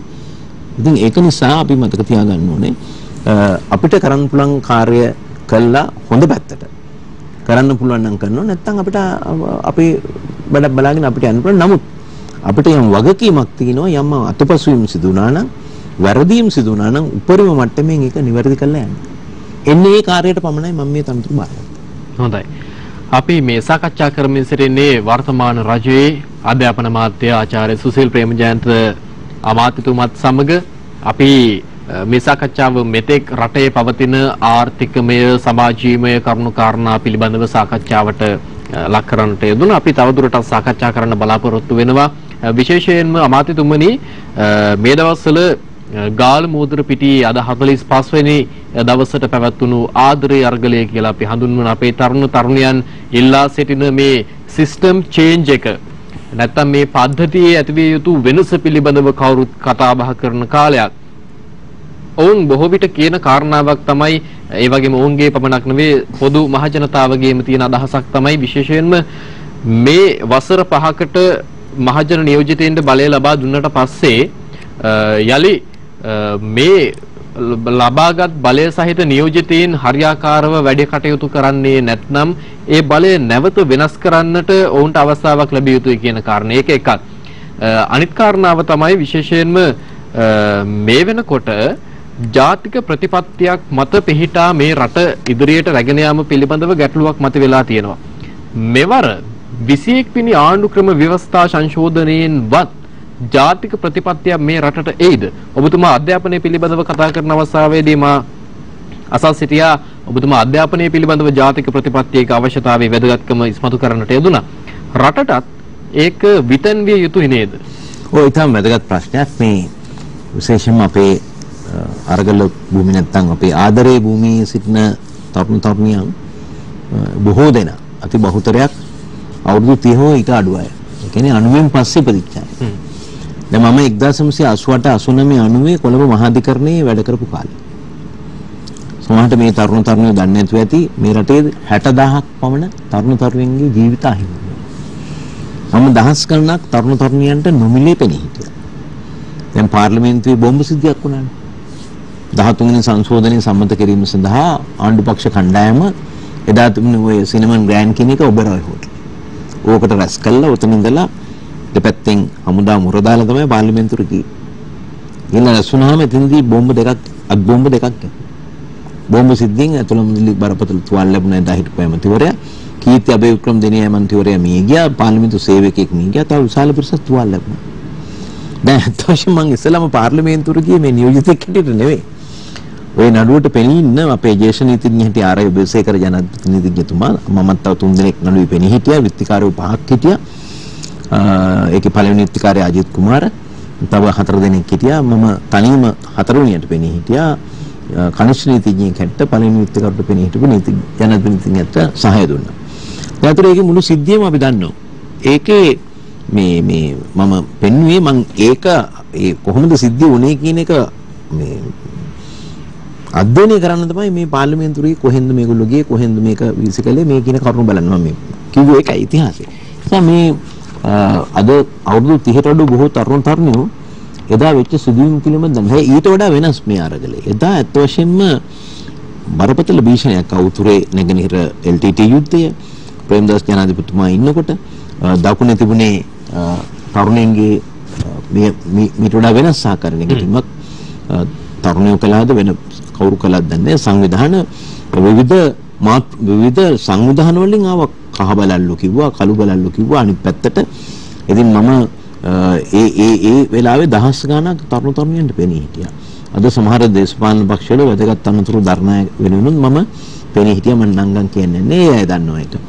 ඒ නිසා අපි හැමදාම මේ ප්‍රගතිශීලී මාවතේ හිටියා මොකද අපේ පියා ඒ වගේ අය පවා ඒ ප්‍රගතිශීලී වැඩපිළිවෙලේ සම්ප්‍රදායික දේශපාලන පක්ෂවල ඉතිහාසයේ හිටියා 53 හර්තාලේ. ඊට පස්සේ එහෙම තමයි ආවේ. ඒවා අපි දැකලා තිනවා.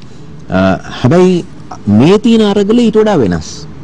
මේක සාමකාමී ලෙස මේ විවිධ කණ්ඩායම් විවිධ වයස්තල විශේෂයෙන් මේ තරුණ ඉතින් ඒගොල්ලෝ තමන්ගේ අත්දැකීම් දැනුම අධ්‍යයන කරපු දේ අද අන්තර්ජාලය ඔස්සේ වුණ තරම් කරුණු ලබා ගන්න පුළුවන් කන්ටෙන්ට්ස් වුණ තරම් තියෙනවා දැනුම කියන එක කිසිම ප්‍රශ්නයක් නැහැ ඒවෙන් ලබා ගන්න පුළුවන් තේරුම් ගන්න පුළුවන් ඊළඟ විශ්වවිද්‍යාලයේ ශිෂ්‍ය විශාල පිරිසක් එතන ඉන්නවා එතකොට මේ විදිහට ගත්තහම පස්සේ ඒ ඔබතුමා කියන එක හරි මම ජාතික ප්‍රතිපත්තියට එනවා ඔය මේ අර අවුරුදු පහෙන් පස්සේ මම මුලින්ම කිව්වනේ කතාව. ඒතර ඕකේ වෙන රටවල් දෙනවා මේ රිකෝල් කරනවායි කියලා. ආපසු කැඳවනවායි කියලා. ඒක දැන් එංගලන්තේ වගේ රටවල් නම් ඔය කවුන්ටිස් වල නගර සභා පළාත් පාලන ආයතන වල යම් මන්ත්‍රීවරයෙක් පත් වුණාම කොට්ටාසයකින් එයා ජනතාව දුන්න ප්‍රතිපත්තීන් වලට විරුද්ධව ඡන්ද දුන්න වැඩ කරනවා නම් බහුතරයක් අසංගල පෙටිෂන් එකක් ගන්නලා රිකෝල් කරන්න පුළුවන්. පාර්ලිමේන්තුවේත් එහෙම තියෙන විරලයි නමුත් යම් රටවල තියෙනවා දියුණු රටවල විශේෂයෙන්. හැබැයි දැන් අපේ රටේ දැන් ජුඩිෂල් රිවිව් කියලා තියෙනවා. ඒ කියන්නේ පාර්ලිමේන්තුවේ පනතක් සම්මත කළාන් පස්සේ නම් යම් නිශ්චිත කාලයක් තුලදී කෙනෙකුට ගිහිලා පාර්ලිමේන්තුවේ දින 14ක් හෝ මාසයක් හෝ එවැනි කාලයක් ඇතුළතදී අරක චැලෙන්ජ් කරන්න පුළුවන් පාස් වෙච්ච එක පවා. හැබැයි අපේ එහෙම නැහැ. ජුඩිෂල් රිවිව් එකකුත් නැහැ. රිකෝල් කරන ක්‍රමයකුත් නැහැ. දැන් ඒතර ඒ අය කියන්නේ එහෙමනම් ඒ අයව මේකට සම්බන්ධ කරන්නේ කෙසේද දැන්? දැන් සම්බන්ධ කිරීම සඳහා යම් යෝජනා වැඩපිළිවෙලක් ආණ්ඩුවෙන් ඉදිරිපත් කරනවා ඊළඟ සති දෙක තුලදී යම් ජාතික සභාවක් හදන්න ඒකේ නියෝජිතත්වයේ ඒ සියලු දෙනාටම ලබා දෙන්න විවිධ වෘත්තිකයෝ ඊළඟට විශ්වවිද්‍යාල ක්ෂේත්‍රය වෛද්‍ය වෘත්තිකයෝ OP1 නීතිඥ සංගමය මේ වගේ වල තරුණයින්ට බුද්ධි මණ්ඩලයක් විදිහට බුද්ධි මණ්ඩලයක් තියෙනවා ඊට පස්සේ ඒකෙන් තමයි මෙන්න මේ ප්‍රතිපත්තිය තීන්දුව කරන්නේ අධ්‍යාපන ප්‍රතිපත්තිය සෞඛ්‍ය ප්‍රතිපත්තිය කෘෂිකාර්මික ප්‍රතිපත්තිය විදේශ ප්‍රතිපත්තිය මෙන්න මේ ප්‍රධාන කරුණු 10ක් 12ක් තියෙනවා ප්‍රතිපත්ති මේ තීන්දුව ගන්න මෙන්න මේවැ ප්‍රතිපත්තිය තීන්දුව කරන්න ඒ සභාව වෙනුවෙන් කරන්න ඕනේ ඊට පස්සේ සෑම අමාත්‍යාංශයකම පාර්ලිමේන්තුවේ දෙන ආංශික කාර්ය සභාවක් ඊට අමතරව වෙනම උපදේශක මණ්ඩලයක් පත් කරනවා ඒකෙත් මේ කියන මිශ්‍රණය තියෙනවා ඉදිරියේදී ක්‍රියාත්මක වෙනවද මේ ඒක ඊළඟ සති දෙක මාසයක් තුලදී ක්‍රියාත්මක කරන්න තමයි යන්නේ දැන් ඔය මේ 21 වෙනි සියවසට ප්‍රමුඛතාවය දුන්න නිසා තමයි අද කැබිනට් එකට ගිහිල්ලා ඒක පක්ෂ වලට යොමු කරනවා කියලා ආගමැතිතුමා දැන් මම දැක්ක ප්‍රවෘත්ති වල පළ වෙනවා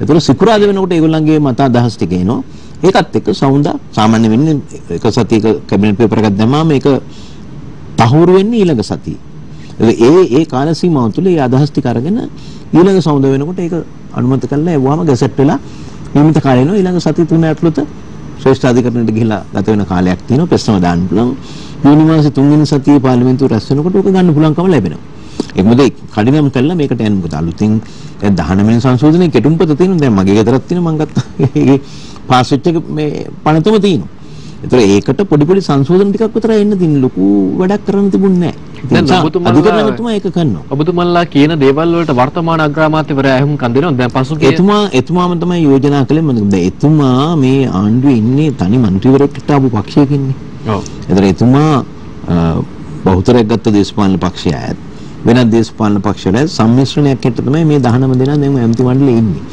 දැන් එතකොට එතුමා මේකට සවන් දෙමින් තමයි මේක බාරගත්ත කියන එකයි මගේ කල්පනාව.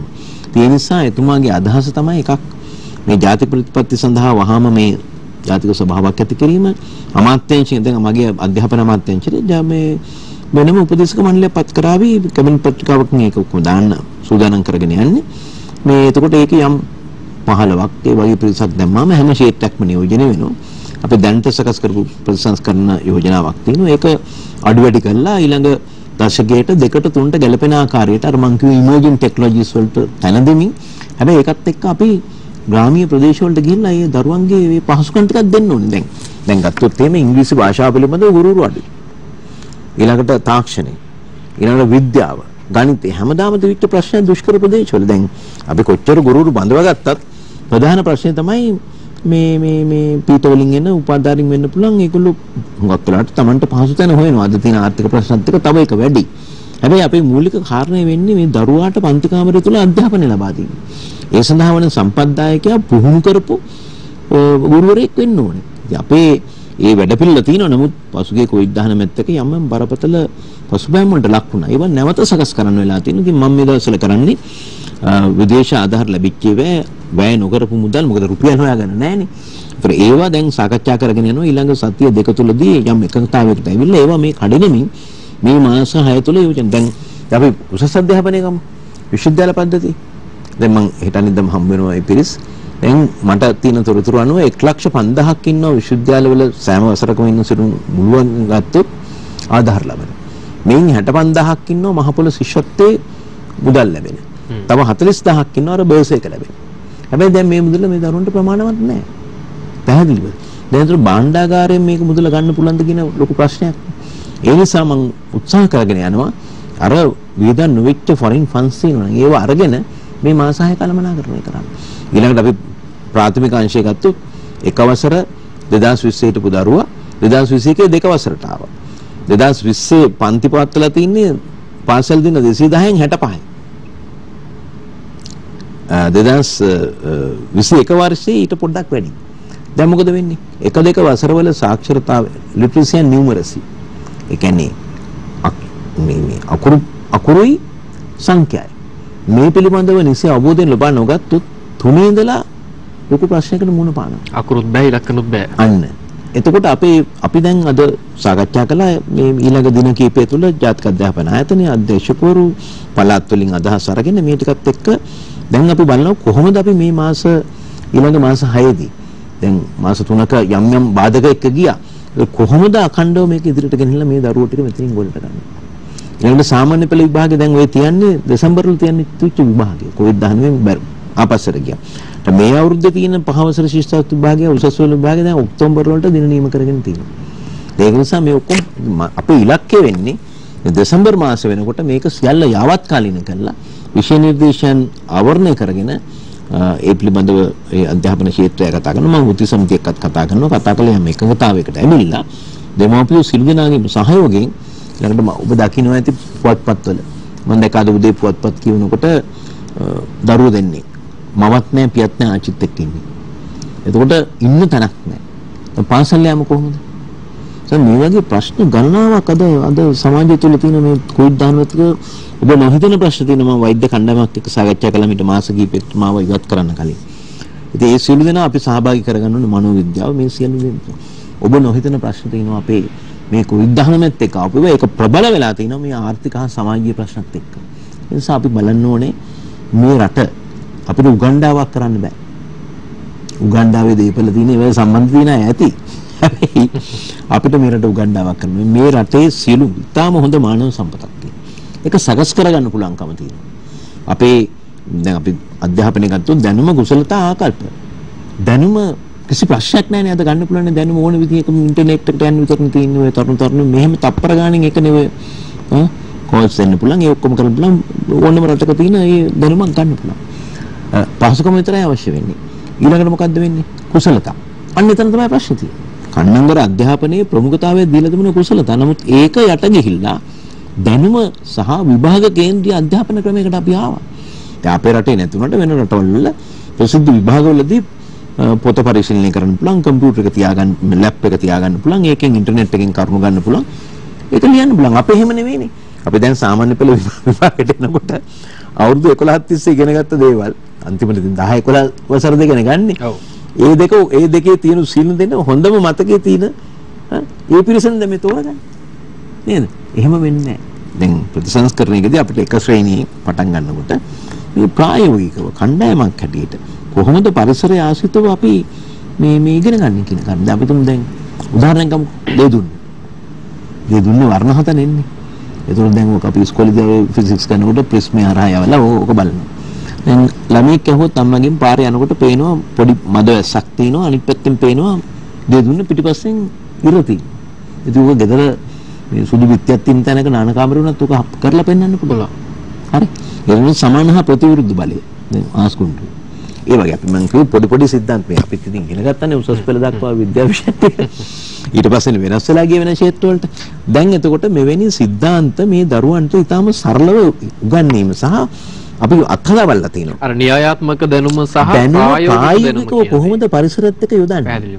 ඒකට තමයි වෙන දැන් STEM education කියන්නේ science technology engineering mathematics.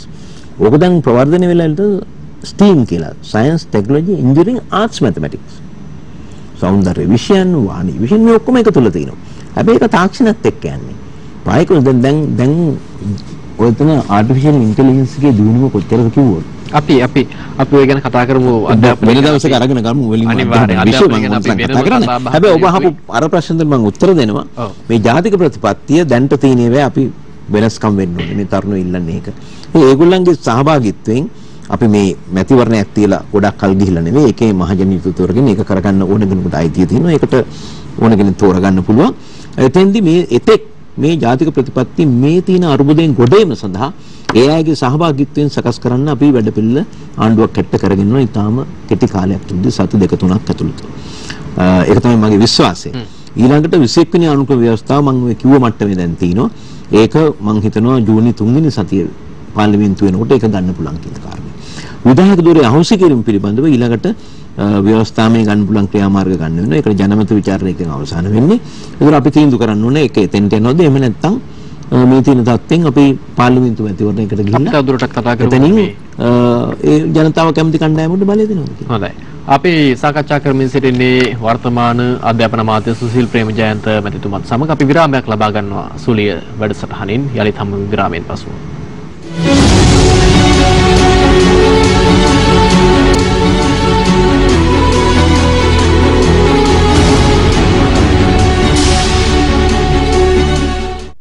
හොඳයි අපි කැළඹෙන දේශපාලනීය කතාව සුලිය සංවාදාත්මක වැඩසටහනේ අද දවසේදී අපේ ආරාධිතයා වර්තමාන අධ්‍යාපන අමාත්‍ය ආචාර්ය සුසිල් ප්‍රේමජයන්ත මැතිතුමා අමාත්‍යතුමත් සමග අපි මේ ගෙවුණු කාලේ බොහෝ දේවල් සාකච්ඡා කරා මම හිතන්නේ හැම පැතිකඩයන් පිළිබඳව අධ්‍යාපනයේ පැත්ත ආර්ථිකය ඒ වගේම විදේශ ව්‍යවස්ථාව පිළිබඳව නීති රාමුව පිළිබඳව මේ හැම දෙයක් පිළිබඳව බොහොම හොඳ ගැඹුරු දැනුමක් තියෙන අමාත්‍යවරයෙක් විදිහට ඔබතුමා සමග සාකච්ඡා කරන්න ලැබීමම සතුටක්. අපි මේ අධ්‍යාපන ක්‍රමය මේ වෙනස් කිරීම පිළිබඳව කතා බහ කළානේ. මේ අධ්‍යාපන ක්‍රමයේ ප්‍රමාණාත්මක සහ ගුණාත්මක වෙනසක් සිදු කරන්න හැකියාවක් තිබෙනවාද අමාත්‍යතුමනි? මේ යන පිළිවෙල හරිද? මේ ක්‍රමයේ මීට වඩා වෙනස් වෙන්න ඕන මොන පැතිකඩද කොහොමද වෙනස් කරන්න කියන එක පිළිබඳව ඔබතුමාට දැනට යෝජනා වෙලා තිනවා. අත් වශයෙන්ම විශ්වවිද්‍යාල පද්ධතිය තමයි ඒකේ අවහාචාර්ය වැඩි දෙනෙක් සම්බන්ධ වෙලා තිබුණේ. මට තිබුණේ ක්‍රියාත්මක කිරීම. නමුත් ප්‍රායෝගික ප්‍රශ්න ගණනාවක් ආව. නමුත් මූලික වැඩ කටයුතු කරගෙන නමුත් මේ ජාතික ප්‍රතිපත්තිය අපි ඊළඟට අපේ මේ සභාවන් එක්ක සාකච්ඡා කරලා ගන්නකොට අපිට මේ එක තැනකින් පටන් ගන්න පුළුවන් පටන් ගත යුතුයි. දැන් මම ඔබට තේරෙනවා ඇතිනේ ඔබ මේ ඔබගේ ක්ෂේත්‍රයන් එක ගන්නකොට මම කිව්ව නැගින තාක්ෂණය. දැන් අපි කොතනද ඉන්නේ? නේද? අපි මෙතනින් ඉස්සරහට යන්න ඕනේ. මතක තියාගන්න දැන් ඔය AI දිනුවීමේ ප්‍රමාණය කියන්නේ ඉස්සර බැංකුවල අපි මේ කැල්කියුලේටර් එකෙන් ගහලා තමයි ඔය කැෂ් ෆ්ලෝ එක, ෆන්ඩ් ෆ්ලෝ එක, ට්‍රයල් බැලන්ස් එක, බැලන්ස් ෂීට් එක, රිකන්සිලියේෂන් ඔක්කොම කරේ. දැන් අද එහෙම නැහැ. ඒ සොෆ්ට්වෙයාර් එක තියෙනවා. කෙලින්ම ෆීඩ් කරලා හිටන් දත්ත ටික ලබා දෙන්න විතරයි තියෙන. ඊට ටික ගන්න පුළුවන්. එච්චර වේගයෙන් මේක යනවා. ඒ කියන්නේ දැනුම දෙගුණ වීමේ වේගය ඉස්සලා දශකයක් ගත වෙච්ච එක දැන් අවුරුදු 2යි. දෙගුණ වීමේ වේගය. ඒක තමයි මේ තරුණයෝ කියන්නේ. ඒකනේ ඒගොල්ලෝ ඒ මතේ දැඩි ලෙස ඉඳගෙන යන්නේ ඒගොල්ලෝ ලෝකයේ දකින්න. තාක්ෂණයෙන් දකින්න. තොරතුරු වලින් දකින්න. ඒ නිසා මම අර කිව්ව එකේ මේ දැනුම ඉහළයි. අපේ ඕනම විශ්වවිද්‍යාලයක උපාධාරයෙකුට ලෝකයේ ඕනම විශ්වවිද්‍යාලයක මේ ගිහිල්ලා පශ්චාත් උපාධිය කරන කිසි ප්‍රශ්නයක් නැහැ. මොකද මම අත්දැකීමෙන් දන්න මම ලෝකයේ විශ්වවිද්‍යාල ගණනාවක මම හවර්ඩ් විශ්වවිද්‍යාලයේ සති දෙකක පාඨමාලාවක් කළා කෙටි කාලින පාඨමාලාවක් 2008 මේ මම විශ්වවිද්‍යාල ගණනාවක ගිහිල්ලා තියෙන විවිධ පෞද්ගලික වශයෙන් සහ මේ නිල සංචාරවලදී නිසා මම දැකලා තියෙනවා. දැන් ඒවැය තියෙන මේ දුණුව තැනට අපි යන්න ඕනේ. ශාල නිදහසක් ළමයින්ට තියෙනවා. දැන් කොටින්ම මේ අපේ ඒ රටවල පාසල් පද්ධතියේ තියෙන දරුවන්ට දෙන නිදහස අපේ විශ්වවිද්‍යාල ශිෂ්‍යයන්ට නෑ. යම් තැනකට කොටු වෙලා විෂය මාලාවකට කොටු වෙලා එතන තමයි ඉන්නේ. එහෙම නෑ එහි. මේ විශාල පුළුල් පරාසයකට යන්න පුළුවන්. ඉතින් ඒක නිසා මෙන්න මේ නිදහසත් ඒ අපේක්ෂා කරනවා. ඉතින් මම හිතන්නේ ඒ ආයත නැති වෙච්ච නිදහස ඊළඟට වැඩි හිටි වෙනකොට ඒක අවශ්‍ය වෙනවා. හැබැයි අපේ දරු පරපුර එක ශ්‍රේණියේ ඉඳලා පටන් අරගෙන එන අයට ඒක දෙන්න ඕනේ. අධ්‍යාපන ප්‍රසංස්කරණයක් අවශ්‍යයි. ඒක කරන්න පුළුවන්. අපි ගුරුවරුන් තාම හොඳ මට්ටමක ඉන්නවා. ගුරුවරුන්ට තියෙන්නේ මේ පිළිබඳව තාම කෙටි පුහුණුවක් විතරයි අවශ්‍ය වෙන්නේ. ඒක තියෙන න්‍යායාත්මක දැනුම ප්‍රායෝගිකව මොකද අපේ ගුරු මහත්මීන් පසුගිය කාලය තුල මම මේ රාජ්‍ය මන්ත්‍යාංශයේ ඉන්නකොට මෙතන දින කීපයක් තුල අපි වැඩමුළු දෙක තුනයි තිබ්බේ. මොඩියුල්ස් එක ඉතාම හොඳට සකස් කරලා ගත්තා. ඉතාම හොඳින් සකස් කරලා ගත්තා. මේ ගණිතය එහෙම ඉතාම විශිෂ්ට විදිහට ගත්තා. ඉතින් ඒක නිසා ඒ හැකියාවන් ටික ඒ ගුරුවරුන්ට තියෙනවා. ඒ නිසා අපි ඒකෙන් මේ ප්‍රයෝජනෙ ගන්න ඕනේ. මම ඉන්න කාලේ මම ජාතික අධ්‍යාපන ආයතනයට අනුයුක්ත කළා ගුරුවරු 150ක් අවුරුදු 10කට වැඩි සේවයේ තියෙන අධ්‍යක්ෂකම් තියෙන උපාධිධාරීන් විතරක්. සහ පශ්චාත් උපාධිය තියෙන අය. ඉතින් අපි මේ මට්ටමට ගේන්න ඕනේ. දැන් බලන්න දැන් ඒවා අපි එතනින් ගේනවා. හැබැයි ඔබ මුල් ප්‍රශ්නේ. අපි උපාධි පශ්චාත් උපාධි ඔක්කොම අරගෙන අපි උපදේශකවරු මේ ඔක්කොම වැඩි කරගෙන යනවා. වදේ මේ ඔක්කොම බාල්ලේ කරන්නේ පාර්ලිමේන්තුවේ නිවලවල නැති අය. ඒක ජනතාව තීන්දුව කරන්න ඕනේ. ඒක ජනතාව තීන්දුව කරන්න ඕනේ. අපි අපේ සුසුකන් ටික දැම්මට ජනතාව ඡන්ද දෙන්නේ නැහැ. ජනප්‍රියභාවයේදී මාධ්‍යත් ඒකට වගේ කියන්න ඕනේ. සමහර මාධ්‍ය දැන් මගේ ෆොටෝ එකක් පෙන්වන්නේ බොහොම අමාරුවෙන් සමහර මාධ්‍යයන්. ඒකට හේතුවක් තියෙනවා මම ඒක ගැන මොනවද කියන්නේ නැහැ. හැබැයි තවත් ඒවා දැන් ඔබ වගේ මාධ්‍ය තවත් ඒවා තියෙන මම නම් කරන්න යන්නේ. අපිට අවස්ථාව දුන්නා මේ දෙන කරුණු ටික. මට මේ මාධ්‍යෙන් උසම කියන්න තිබුණා. අපි මේ වෙනත් කරුණු සාකච්ඡා කරන්න යන්නේ. දැන් උතන තරුණයෝ කියනවා එකක් නීති ආධිපත්‍යය. ප්‍රශ්න තියෙනවනේ. දැන් සමහර නඩු තියෙනවා කෙලිම ඩිස්චාර්ජ්. මම මේ අපරාධ නීතිය කරන නිසා මම දන්නේ. මහාධිකරණේ මම සෑහෙන කාලයක් හිටියා. පහුගිය කාලෙත් මම කොළඹ අධිකරණ වල මම ඔක්කොම එකතු කරමු අපේ කාරණාවක්. ඔබ නීතිඥවරයෙක්, අධිනීතිඥවරයෙක් නිසා මම මේ කාරණාව විමසන්නේ. දැන් වර්තමානයේ නීතිය ක්‍රියාත්මක වීම පිළිබඳව පැහැදිලිවම අපි දකිනවා බරපතල ගැටලුවක් තියෙනවා. මොකද ගාලු මුදුර අර්ගලයේදී ඒ අර්ගලයට සම්බන්ධ වෙලා සිටින මේ නිර්පාක්ෂික අර්ගලයේ දෙන අර්ගලකරුවන්ට නීතිය ක්‍රියාත්මක වෙන්නේ එක විදිහකට ගමේ ඉන්න ඇමතිවරුන්ගේ ඒවෝ മന്ത്രിවරුන්ගේ සහායකයින්ට සහකරුවන්ට නීති ක්‍රියාත්මක වන්නේ තවත් විදිහකට මේ බරපතල ගැටලුවක් තියෙනවා. ඔතන තියෙන ප්‍රශ්නයක්ම තමයි අපහමත් වෙලා විසිද්ධියත් එක්ක. දැන් ඒක නිසා මම එතෙන්ට ආවේ බහපු කාරණේ ඒක එහෙම තමයි. මේ ඒකසේ නොවිය යුතුයි. දැන් ඔయిత කලින් ගත්තත් දැන් සමහර ඒවා තියෙනවා නඩුව අහන්නේ නැහැ කෙලින්ම ඩිස්චාර්ජ්. දැන් සාමාන්‍ය නීතිපතිවරයා අධිචෝදනා පත්‍රය නිකම් ඉදිරිපත් කරන්නේ නැහනේ. බැලුවල්මට කරුණු තියෙන්න ඕනේ. හැබැයි එක්කෙනෙක් ඉදිරිපත් කරන අධිචෝදනා පත්‍රය තව කෙනෙක් ඉල්ලාස් කරගන්න. මෙන්න සිද්ධින් ගන්නවා ඒකත් ඔය තරුණියෝ කියනෝනේ ඒක. නීති ආධිපත්‍යය. ඉතින් අධිකරණ ඉදිරියට එන කරුණුත් එක්ක තමයි අධිකරණය තීන්දුව කරන්නේ. එතනට කරුණු ගේන්න ඕනේ කරන්නේ පොලිසිය. CID. එතනයි මේ ප්‍රශ්නේ තියෙන නිසා මතක තියාගන්න මේ රටේ ස්වාධීන රාජ්‍ය සේවය පිළිබඳ සංකල්පයද වැටලා ඉවරයි. තාම ප්‍රශස්ත ස්වාධීන රාජ්‍ය සේවයක් අපේ රටේ තිබ්බා. එතකොට ලේකම්වරයාට යට වෙලා තියෙන දේශපාලඥයන්ට මම ඒක පිළිගන්නේ නැහැ. මට කවුරු හරි උපදේශයක් දෙන්න නම් මම කොහොම නෙමෙයි මෙහෙම වෙන්නේ කියලා මම සාකච්ඡා කරලා නීති අනුකූල රාමුව තුල යනවා. එහෙම නැත්නම් මට නඩු කීයක් වටෙන්න ඕනද පොගි හිටපු කාල සීමාව තුල. එකක්වත් නැහැ නේ අපිට. අවසාන විනාඩි කීපයක් මම ඒක තමයි කියන්නේ. ඔබතුමා කිව්වේ මේ නීති ආධිපත්‍ය අපි හදන එක තරුණෙන් ඉල්ලීමක්. ඊළඟට නීතිය සමට සාධාරණ වෙන්න ඕනේ.